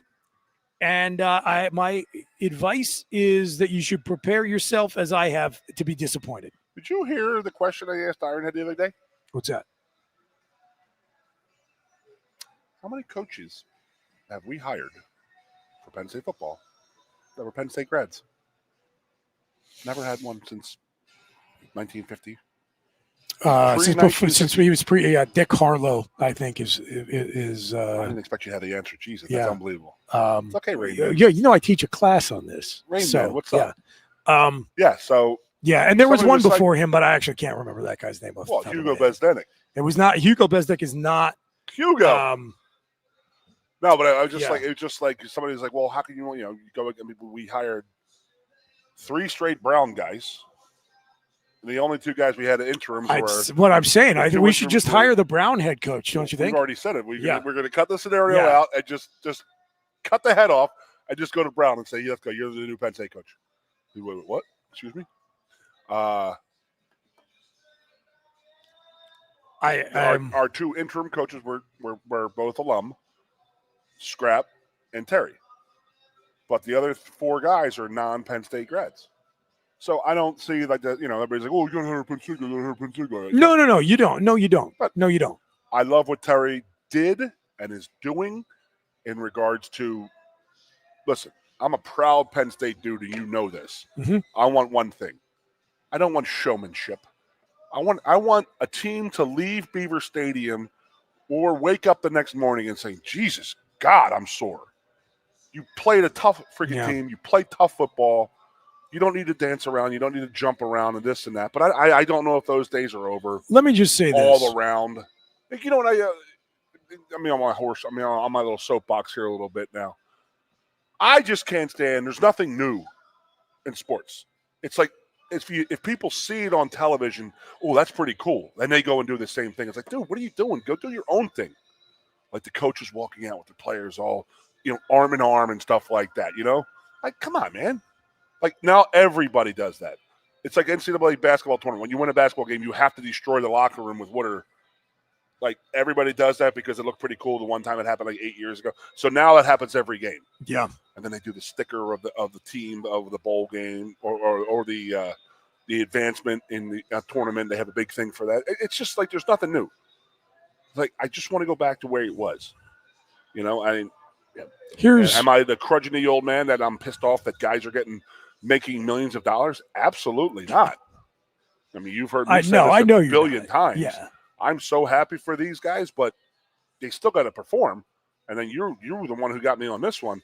In what other profession are you giving your commission up front and saying, "Hey, you're gonna do really good"? Yeah, here's your commission. Go make a sale. Right, yeah, yeah. Oh, well, and the coaching contracts are worse because it's like, here's your commission, and if you don't make any sales, we'll pay you the rest of the money we would have paid you to work all up front to just go away. I mean, that's insane. You know this is nuts to me? Yeah. Is that there's not been talk of a general manager. Yeah. You do the head coach first? And that needs to happen, though. It yeah. absolutely has to happen. Because here's the thing. I'm sorry. Jimmy Sexton is abusing college football right now. He's manipulating it up and down. He's Scott Boras of college football right now. He's going to get the most money for his clients, and every one of them are going to get paid. But that's worse, his job. In 2 ways. Scott Boras is an MLB super agent who Philadelphia Phillies fans just love so much from the J.D. Drew days. I had a couple batteries. He only represents players, not the people who cover Major League Baseball as well. And the thing is, when you are representing players, you're always going to have new clients going to the organization. So it doesn't make sense for you to have like a really antagonistic relationship with any one of the 32 clubs, because inevitably you're going to have one of your clients who needs to get paid by that organization. When you're only representing one coach and schools only need to hire one coach, you can afford to be a little bit more of a mob boss. And that's what Jimmy Sexton's doing across the sport right now. And Penn State's feeling the pinch. University's for going to sure. wake up and sit there and say, Jesus, we should not be having these people talking, hammering these contracts out. That guy is a professional killer. It's like, you want to fight in fourth grade and all of a sudden you think you could beat up a Navy SEAL. Mm-hmm. You know what I mean? Yeah. Like I want an arm wrestling match in 8th grade, so I want to fight Slater right now. Let's go, Hawk. Come on. Bring it on. I mean, it's the same. I mean, it goes back to the Erickson thing back in the day with the sanctions. You know what I mean? It was like they sent this patsy. They sent Lee Harvey Oswald into Indianapolis to get our punishment. Yeah. Hey, Take the bullet, no question, and then got laid out in the middle of the Dallas police station in the ground floor. Yeah, if our university president could not stand up to Mark Emmert, there is no chance any university president in the country is going to have against Jimmy Sexton. But I just don't. I mean, that's like if it's like a minnow versus a shark. If it's a sour grape thing with Sexton, and did he have Satani? He had him locked up, or he had Pat believing that he was locked up, and then told BYU, hey, by the way, this is just to screw Pat.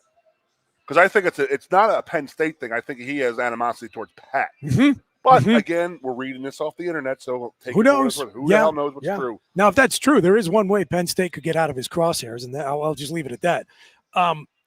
So let me say this. Jimmy Franklin is the good guy in the bottom in this situation. No, wrong. I'm telling you. Tell me, how does he not look like he's like? He looks like the good guy, and people are now starting to think, oh, maybe we fired the wrong guy. Maybe it was, No, that's insane to think about. There is no question that thing was done. It was as cooked as ever been. On board. You were the same person as me. It's the Andy Reid syndrome. Yeah, time was up. Absolutely. It was done. It was just done. It had to be done. The whole thing, look, this search has clearly not gone the way it was intended to go, or the way that people had hoped it would go. But to say that because the search has not been smooth and easy was a reason to not fire James Franklin is basically saying, like, if you are sick or injured, you should do nothing because you might trip and fall on the way to the doctor. Like, the two things can be connected, but still unrelated. Right now because of my walker? I'm not. Son of a. I'm not. The whole thing it's massively frustrating. I am deeply concerned that we are just not prepared to handle the level of roster attrition that could be over. Okay, I go back to what I said earlier. I think that the portal thing is make your case. No. I'm just saying.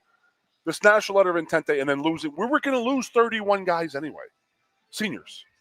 So we're already down to 67 players, right? 65 players then. Okay, then you're going to have 30 that leave probably, maybe even 40. I mean, you're going to have to pull in a whole new roster.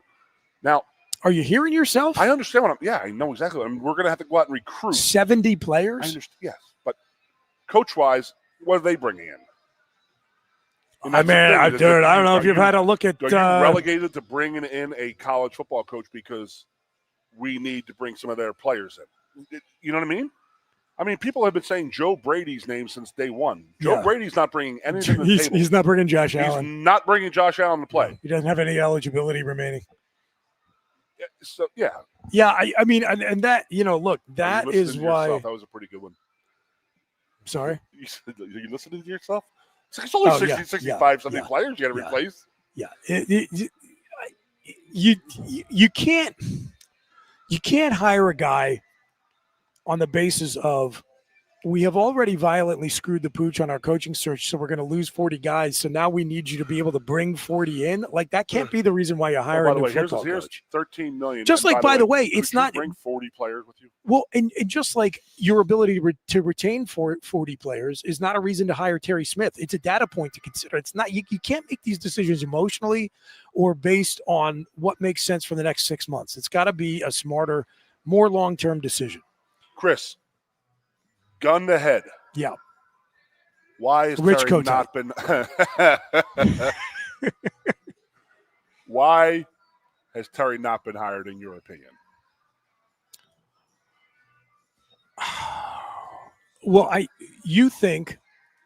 I'm not asking me. Yeah. Why do I think? I mean, honestly, I don't know. Or is there a scenario in your head of why he has not been hired?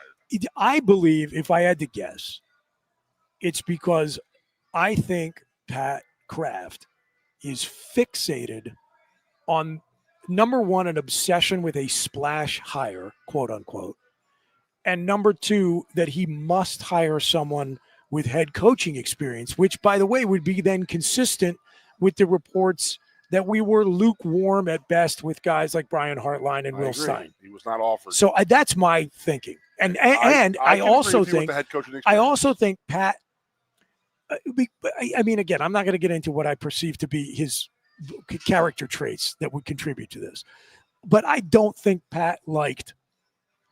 he liked at all Jersey guy handing out those signs to the players after the Nebraska game and the kids getting on camera with him. I don't think he especially loved the crowd chanting Terry Smith's name. I don't think Pat Kraft is the sort of person who wants to feel like he's being told how to do his job by his peers, by his subordinates, or certainly not by his customers. Just a question. Well, you asked me, and I'm answering it. And that I think we have been cursed more often than not at this institution with leaders who have contempt. Your short answer is you think it's Pat that's holding back from hiring. Yes, Terry. Fair enough. I think it was the 409 pin, but there is still a faction in this community, in this town, and our board of trustees who will go. They want nothing with the Paterno name. Well, maybe, but get over it. Okay. That's like saying I'm going to be the CEO of Walmart, but I don't want anyone who shops at Walmart to do business with our company. I get it. I understand that. You think they give a crap? No, they give a crap about one thing, and that's restoring Joe Paterno's name in the statute. No, I am talking about. Look, here's another thing. Let's just put this to bed immediately. The group of people you're talking about, the so-called Joe Bots, that is a sliver of a sliver. Sure. Of the actual fan base. You've heard my theory. I said it the other day. It's just like our country right now. 20% far right, 20% far left, but they're the loudest ones, and we all have to listen to their crap. But only fools. 60% of it, but then it's like 10% are like of Penn State fan bases are the wild, rabid, crazy ones. And then that's fine, and it's great for us to come on and pontificate about them on the radio. Are you using big words to try and make me be quiet? If you are in a position of leadership, which are at Penn State or any great university, are few and far between. These are very few of these positions, and they're compensated very well. The expectation is that you will have a working brain that allows you to appreciate that you ought not be captive to the vocal minority. And what I can tell you from having 10 years of dealing on the ground level with the Penn State fan base, the majority of people, they love the team and the institution. They are not paying 1/10 of the attention that the diehards on the internet are. And so for our leaders to be looking at those people and viewing this as some kind of like proxy war where only one of us can get what we want. Either I can erase the memory of Joe Paterno from the universe, or you guys can get Terry Smith, and I cannot allow you, I can't let you win. It's just so stupid and futile and backwards way of thinking, especially because we're all you got. Michigan and Ohio State and Temple and Villanova fans don't want to buy Penn State football tickets. Penn State alumni and fans do. So if you're going to try to swim upstream against the majority sentiment in your fan base, which is not represented online, but when the Alumni Association did a poll of the actual broad base of the Penn State alumni in the thick of the scandal and the post-free report era, and 90+% still had a favorable opinion of Joe Paterno and agreed that the university should do more to just acknowledge him. Like it is the pinnacle of foolishness to try to cut against that grain. And let me just say one more thing about that. There's no bigger Joe guy than I am. I still hate having to bring it up because it makes it sound like all I want is to have this fixation and obsession with the past. And that is not true at all. In fact, a little bit goes a long way. You put a Joe Paterno pin on your lapel one night as we are kicking the crap out of Nebraska, that's enough, man. That is enough. All I want is to feel like we are all rowing the boat in the same direction. And that includes you at the top of the org chart, not contemptuously telling me, who, by the way, I think probably knows, understands, and loves your product better than you do, that I have to pretend like most of its history didn't happen. That's not asking much. It's actually not asking much. Thank you for coming to my TED Talk. Do you know what the Nebraska game was? It was only the third time ever that Penn State football players coached against each other. I didn't know it ever happened before in the modern era. Al Golden at Temple and the guy Spaziani at Boston College. Oh, good one. The Spaz guy, wow. People forget about him. Why haven't we interviewed Steve Adazio, by the way? That's a name that might pop up here. Yeah. Get the hands going a little bit for you. Pat's a big Boston College guy. I would be afraid of you between the two of you. With all the hand motioning and all that, I'd probably catch a straight. Spaziano versus Matt Rule or Al Golden. Yeah, that's great. I was thinking, that's very good. I was thinking, and I totally good screwed job. up. George Welsh. What about? And I was like, oh yeah, he coached against Dick Anderson. Yeah. He didn't play at Penn State. Yeah, correct. He played at Navy. Yeah. And I did not know that. I was like, holy crap! I thought he played here. And they said, no, we coached here. Yeah. But that's all I can remember. So people bring that up with Shiano also, but he's a Bucknell grad. He's a Bucknell guy. Yep. So Terry wearing that pin could have been signifying that. Him and Rule both being Paterno players. I think it's if it's true. And by the way, I don't rule it out because then we had an All-American quarterback in the box. Yeah, that game talking about it. Yeah, and an all-conference quarterback down on the sideline. This is true. Yeah. Big Ten MVP, right? Yes. Man, I don't know. Look, I don't rule your theory out because we have seen a lot of small-minded, petty people come through the ranks of Penn State leadership in the last 15 years. Sure. If we are making determinations about just what to me is the most painfully obvious, simple, move on with our lives solution, which is to keep Terry Smith and keep this thing rolling and unite the Nittany Nation and go over a 409 pin, then you know what? I guess we probably deserve what we get. And if that is the reason why he's not being hired, I mean, is it because he has a relationship with James and they want to erase that facet of the game of it rather than the joke? I don't know. I just don't understand why Terry has not been hired. I am so frustrated, disappointed, interviewing and this and that, and dispirited. There's still scenarios that happen, and I gave that scenario earlier. Oh, well, we never finished the DeBoer thing. I mean, that was he's not happy at Alabama. Oh, right. They don't make the playoff. They're getting rid of him. As crazy as that sounds. Do you think, even with that, the two recruiting classes he's brought in and everything, they're so fanatical. Programmed to expect Nick Saban results? They're fanatical. Can you imagine now when you go there and you take that job? They set a man up with strippers and drugs. No, I know to get rid of him because they didn't want him to be the coach. I know. That is a crazy. We're talking about and that's pre-Saban. Yeah, right. Yes. Now you've got the shadow of Bear Bryant and Nick Saban. And by the way, not really an appreciable NIL advantage over a lot of the other teams in the SEC. I got another one for you, bud. Who wants the living hell out of that Alabama job? Lane Kiffin.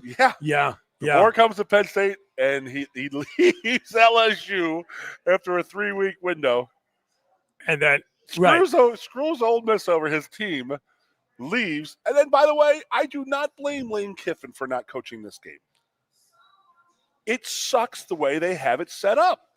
Yeah, I mean, I blame Lane Kiffin from leading a team to the playoffs and then leaving for a non-playoff team. What's he supposed to do?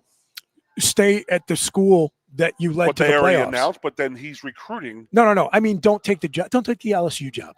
So you're be where your feet are. It was a $4 million raise, I think. Lane Kiffin has had like 4 head coaching jobs. You really think he needs an extra $4 million? Yeah. You're going to coach for $15 million a year? That's huge. That would, I mean, dude. I mean, I think E.C. Smith doesn't want to put a – people leave it for $10 more an hour, and then they complain about Lane Kiffin leaving to go coach LSU. I understand why Ole Miss does not want him coaching. Every time – yeah, no. Because he's going to recruit all the team. Every time this comes up, all I can say is that I'm not speaking theoretically. Look, I've given up a lot of opportunities to make more money elsewhere because I want to live where I'm happy. And this is my advice to people. As you were going under the wheels of the bus – to a place where you can't take any of the money with you, are you really going to be thinking, man, I wish I would have made $14 million instead of 12.5? Like, probably not. You're going to wish that you had woken up just completely content with where you're at Kiffin more often in your life. The grass is greener on that side. Well, and that may be it. It may be that Lane just needs to move on every few years in order to like keep his ADD brain I think that is a check. thing. I mean, the guy has left I truly think 4 different jobs in complete disgrace. Yeah. And then, as Feinbaum said, he goes, this is who he is. Yeah. He's hid this for a few years. But this is actually who he is. The transfer portal being this early, the signing date being, it's bullshit. Oh, by the way, I see somebody said just bring the State College high school coach in online. So Mike Poorman mentioned him in a tweet the other day, and Lintel's already got a contract extension. They doubled his staff salary pool. Sexton represents high school coaches. He does. Yeah. Matt Lintel's a Jimmy Sexton guy. Here's my understanding. And I don't want to talk too much because I don't want to blow it, but I know they're trying to keep TK's kid. And so they're talking about a big increase in the NIL pool. But I think that's still being negotiated. What? The State College high school kid? You're making a joke, right? Yes, Goon, I am making a joke. No, Jimmy Sexton does not actually represent the head coach that, of but State you're saying College about No, the whole thing. Yes, the whole thing's a joke. They're not paying the roster at State High. Everybody, I'm being sarcastic. This is where we're at in this coaching search. Todd Kulka. Okay, that's what. That's what I thought you meant. Yeah. I'm like, what the hell are you talking about? So anyway, I'm sorry. Kulka's represented by Sexton. Absolutely. Yes. No question. He's head coaches and academic. Yeah, he's worked over the Morgan Center for a raise multiple times. Yeah. Dude, I really got to stop throwing out crazy coach names on Twitter because I do it to just like mess with people. And you do it to me. I'm the Mel Tucker. Mel Tucker was a disaster. Tell what I told you the other day. I thought, hold on. Rich Kotite. Rich Kotite is the next. That's the guy. Coach. He's still alive as far as I know. Unlike Ray Rhodes, unfortunately. Big up, Sky Point to Ray Rhodes. By the way, somebody was like talking about Brian Dable to me. They're like, he was an NFL Coach of the Year. I was like, so was Ray Rhodes, man. NFL Coach of the Year means you got to a team that won 4 games and you won 9. Maybe nothing to hang your hat on. But Dable has got a little history there, in my opinion. Let's talk about that. He's 4 or 5 national titles. How long was he at Alabama? And he worked with Belichick. He worked with Saban. He worked with a lot of these guys. He was on Bill Belichick's staff in New England. Yep. And then he was with Alabama the national title year when Tua and Jalen Hurts were on the roster. He was only there that one time. Correct. Yeah, just that one year. Because then he went, I think it was then when he went to Buffalo. And, obviously he's been credited with a lot of the development of Josh Allen. And Buffalo had a really dynamic offense at that time. Doing something, right? Did you see the record that he set the other day? Josh Allen? Yeah. Yeah, it's crazy. With the rushing touchdowns. Most ever in the history of NFL for a quarterback. Yeah. 76 touchdowns. Blew my mind. Completely blew my mind. Yeah. That it was 75 was the league record for touchdowns scored by a quarterback. I mean, I'm just a tush-push era guy. It's obviously what's going on Indeed. here. There were not a ton of rushing touchdowns historically scored by NFL quarterbacks. I guess you're right. Yeah. But I mean, I still like 776 for careers, a lot. Isn't he now second only behind OJ in the Bills rushing touchdown? Or maybe Thurman Thomas is more. You better watch out. Yeah. Boy. Hey. You be carving that. You got to carve it up. Haley, what's her face? Better watch out. What's his wife's name? Haley Steinfeld. Yeah. Okay. Moving on. I completely got you off your track. So it's okay. Brian Daboll. Daboll.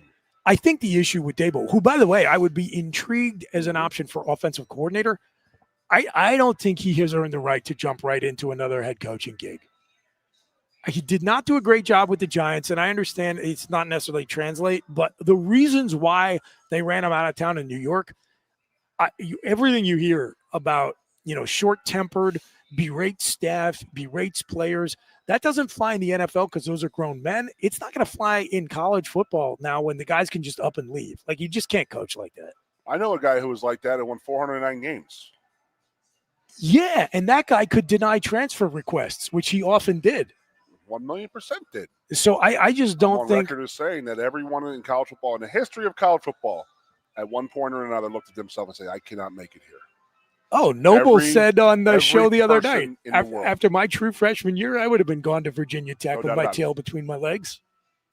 Well, he kept on getting mono, and he had all kinds of issues. He's that dude lives a portion of his life in the hospital. I just no doubt about it. So Daboll, I think, the resume is pretty good.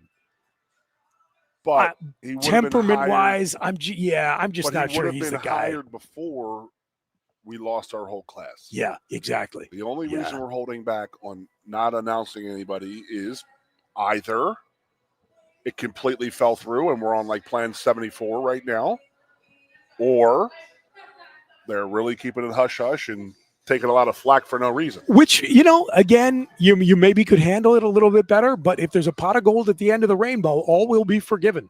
And look, if it's Matt Campbell or it's Manny Diaz or it's Brian Daboll or whomever, two things I will say about that. Joe Brady. If it's Joe Brady, who I think is off the table, but if it's whomever, not named Terry Smith, I will just say this. I am going to be personally disappointed. There'll be a lot of folks out there who are disappointed. There's probably going to be a lot of players in the transfer portal as a result. I am not going to turn this into a divisive issue. This fan base has been divided against itself too often. For my part, man, I am just voluntarily laying down my arms when this thing is over, and whoever gets the job, that guy is now a Penn Stater, and I just want to throw my full support behind him, and I want him to have tremendous success. Yes. What we do. No question about it. I think that, whatever qualities the next head coach brings to Penn State, if he is successful, the main reasons he will succeed were already here before he arrived. And so, you're not going to make anything better. They're not going to act like they invented Penn State? Well, they might. I mean, the last guy did. And the next guy might too. So, I mean, I hope it's Terry Smith. It's probably not going to be. I'm prepared for that. I'm super frustrated by it. If it is Terry, does Pat lose his job? It's funny. That is actually a great question as we get into the last. If it is Terry, that means it's plan 79. Let's talk about let's talk about that 85. Here. In the last segment of the Lion Country Kia Goon and Ironhead show. We're live at State College's Quaker Steak and Lube here on 98.7 The Fox. All right. Somebody has asked me, could Pat Kraft make the Terry Smith hire at this point? Number one, he clearly, whether you're right because he's being pressured by the board or I'm right because he's blockheaded and stubborn, or a combination of both, the dude clearly does not want Terry Smith to be our next head coach. Or is he being told? Maybe he's being told. Maybe he's being told. Would that surprise you? In this community? No, but in this community, I don't. The vitriol that goes on with the 409 guy. I'll tell you this: if that's the case, I haven't gotten one whiff of that. Not one. Well, it could be, but I have not heard that. Big donors. That's all they talk about. Who are our big donors? I know of one. Yeah, listen. I don't even want to get into that. Yeah, but West Shore Homes is probably another. Obviously. Yeah, I mean, we could go on. Here's the thing. I don't want to have a big conversation about donor support at Penn State because it's it's such a broad topic. We don't have time to touch on it now. And I would love to give people an intelligent overview on that. I'm sure we'll talk about it probably on obligatory at some point when we're on the podcast and there's no time limit. I don't want to start it with 9 minutes left in the show. I want to go back to your question. Could Pat make the hire? Could Pat hire Terry Smith? I have some people told me no. If it's going to be Terry, you got to fire Pat and then you install him. And I think that's probably the most likely path to that happening. But I still, to this moment, I think there is a way with people with functioning brains and 3-digit IQs can figure out how to have Pat step to the podium and make a convincing case for, hey, I'm going to be honest with you folks. I'm kind of a stubborn guy, and it took me a little while to get to this point, but it's never too late to do the right thing. It's never a bad time to do the right thing. And I think you could probably pull that off. So your answer is there any way Pat could hire Terry Smith at this point? The answer is absolutely yes. But it gets harder by the hour. The question is, if Pat hires Terry, does Pat get fired? Because he should have done it 53 days ago. Well, you know what I mean? I mean, again, when you have allowed the institution to spend a week as a national laughingstock, that certainly doesn't help your standing inside the organization. How's that? And I mean, regardless of anything else, Pat Kraft's being laughed at right now. And by extension, Penn State is being laughed at. And like I said, he will step to the mic and be like, everybody meet Marcus Freeman or Kalen DeBoer or Urban Meyer. And then everybody will be like, oh my Lord, this man is playing 4D chess. He is the greatest tactician in the history of sports. Let's hope so. Or he'll say, here's the choice I had all along, Matt Campbell. And he will be relentlessly clowned. And we'll just have to hope that we can pull 90 guys out of the transfer portal. We'll see. Again, I'm shooting holes in all these scenarios. Matt Campbell would have been named last week before National or Monday. Monday. Unless he's plan Z. Who? Matt Campbell. Sure. If it was Matt Campbell, I mean, I just or Terry Smith will be the head coach, and Pat will be exploring the night shift at McDonald's. That's what I'm saying. If it comes down to it, and like if we go out and we get a coach, it's also senseless. This was all unnecessary. This was all unnecessary. And we hire Terry. Again, this goes back to why has Terry not been hired? Foolishness. That's why. Stubbornness, foolishness. Everything. Just, I mean, it's depressing to me because it did not have to get to this point. I am convinced there are people who do not want anything to do with the 409 man. Well, then you know what? They can keep banging their heads against the wall and we'll just keep failing and failing. And what's going to happen is one of us is going to break. One group is finally going to give up. I mean, let's not kid ourselves. They chased O'Brien away. That's not true at all. Yes, it is. No, it's not. Okay. Bill was lied to 100% of everything he was told. By whom? I don't need to tell you that. Yes. You and I both know who lied to him, and that was not exactly a 409er. That was not exactly a Joe Bob. Oh, no. I didn't mean it like that. I said we ran him out of here. Oh, people ran him out of here. Yeah. Okay. I thought you were saying the Paterno crowd ran him out. He could not take the constant just bickering back and forth. And it's like, can we all start rowing in the same direction is how I feel. I would sure love that. I would love it. But so I said everybody should get behind whoever the guy is. I am going to do that. I will. You will. I'm going to be at the front of the parade, laying down my arms and saying this fan base cannot be at war with itself again. It can't. I think a lot of people are not going to take that tack. I can't stop them. I can try to influence them, and they can make their own decisions. We're all grown-ups. But the other thing is, I do keep in mind, dude, we just talked about Bill. Nobody even knew who that guy was when we hired him. You had to be told, hey, did you see that clip of the dude screaming at Tom Brady? That's him, right? Nobody knew the offensive coordinator of the Patriots was. I called one of his assistants who you know who I'm talking about. Yes, sure. And I said, what's going on here? And he says, he is the best football coach I have ever been around. Yeah, I mean, the man for the moment. Yep. And you just had to be patient, and you had to give it some time. So whoever the coach is, like I said. Won like 8 games and come back. Even if it's Terry Smith, there are going to be people who are disappointed because they wanted somebody else. If you didn't never get, going to be happy. No one's ever, not 100% of people are going to be happy. If you didn't get your guy, you just have to accept that it's over and it's done with, and you're not going to help the situation. You're not going to help Penn State by staying on the sidelines. Now, am I going to be more enthusiastic in a way you just have not seen me in 10 years of doing obligatory pregame show, any public forum I've ever been in? Am I going to be more enthusiastically championing Penn State and trying to help this program and trying to help the university succeed in football than I ever have been before if it's Terry Smith? Because I know this is our one shot. Yeah, man, absolutely. I will be the phrase I'm not sure I can say on the radio. Let's just say I'll be very enthusiastic to the wall. If it's not Terry, I am still going to be excited and I'm going to be supportive, but I am going to feel like, oh yeah, I've been once again told that I'm smart, you're stupid, you're beautiful. I'm beautiful. You're not attractive. You don't mean anything. I'm dumb. You're smart. Yeah, you don't matter. Once again, I have been told you know nothing about Penn State. You don't know what makes this place great. You don't understand this university. Your opinion is meaningless. Sit in the corner, shut up, and give us money. I mean, I'm used to being told that at this point. It's kind of like part of me sometimes wonders, like, no matter how much you love the girl, if she doesn't love you back, do you eventually just say, I got to move on with my life? I love you, but I'm not in love with you. But this is it. No, I'm stuck. I'm in for life. And so I will just take the latest indignity. I'll get over it and I'll move on. So that's my advice to everybody. At the end of the day, you're not the athletic director. If you would like to be, go back to school, get yourself a master's degree in sports management and start working your way up.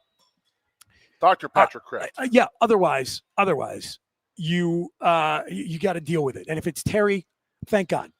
Bless the Lord Almighty. Great. Let's go. And if it's not, let's go. If it's Matt Campbell, let's get behind that guy. That's just where I'm at. Chip Kelly. I may have to.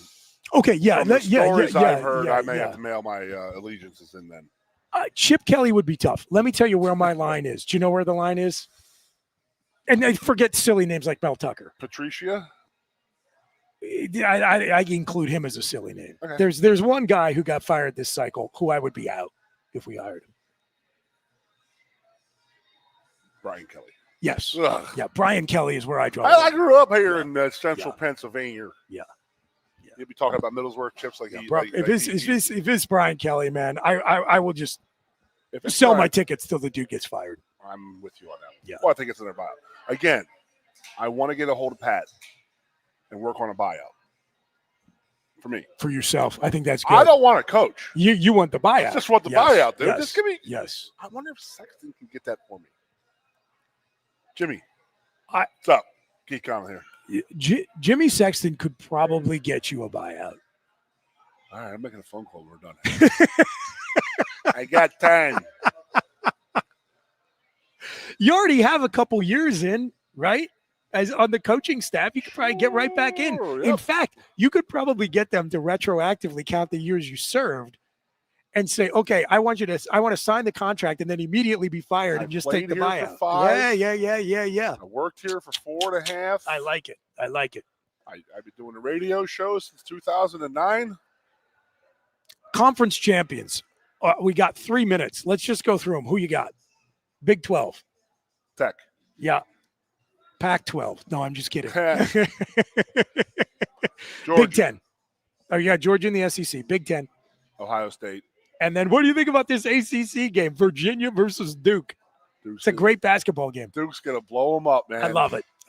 Manny got to shut them down and just – okay, I want the doomsday scenario. I want Notre Dame getting out. I want Alabama out. I want JMU playing North Texas for the national title. Tonight's attendance, 811.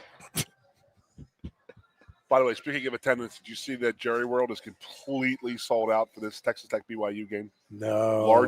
It's already the largest crowd in Jerry World. BYU history. Travels, and there's a ton of everywhere. Texas Tech fans. Yeah, Texas Tech is a big alumni base, especially down there in West Texas. the Lone Star State. West yes, sir. Texas.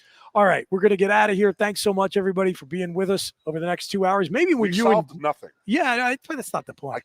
I took you off the ledge, though. Yeah, a little bit. Back, when you and Ironhead are back here on Tuesday at 2 o'clock, maybe there will be a head coach. If we don't have a head coach by next week, what would the scenarios of that be? I don't know. We'll talk to you then. This region is known for its winding forest roads and scenic wild beauty. And there's one vehicle that's as rugged as Happy Valley. It's the Kia Telluride from Lion Country Kia. Hurry in now and check out the all-around rugged 2025 Tellurides. Lion Country Kia has the spacious 7-seater SUV with as low as 2.99% financing for 60 months or a $1,500 Kia finance rebate. There's 19 Tellurides in stock ready to go, starting at only $43,145. Be sure to check out the entire Kia lineup at Lion Country Kia. There's 91 new Kias available. Remember, every new Kia comes with a 10-year, 100,000-mile powertrain warranty. Who trusts Lion Country Kia? Mitchell Messenbrink trusts Lion Country Kia. And you should too. Lion Country Kia. 1334 Drabble Street off Shiloh Road behind Sam's Club, State College. Warranty is a limited powertrain warranty. For details, see dealer or go to kia.com.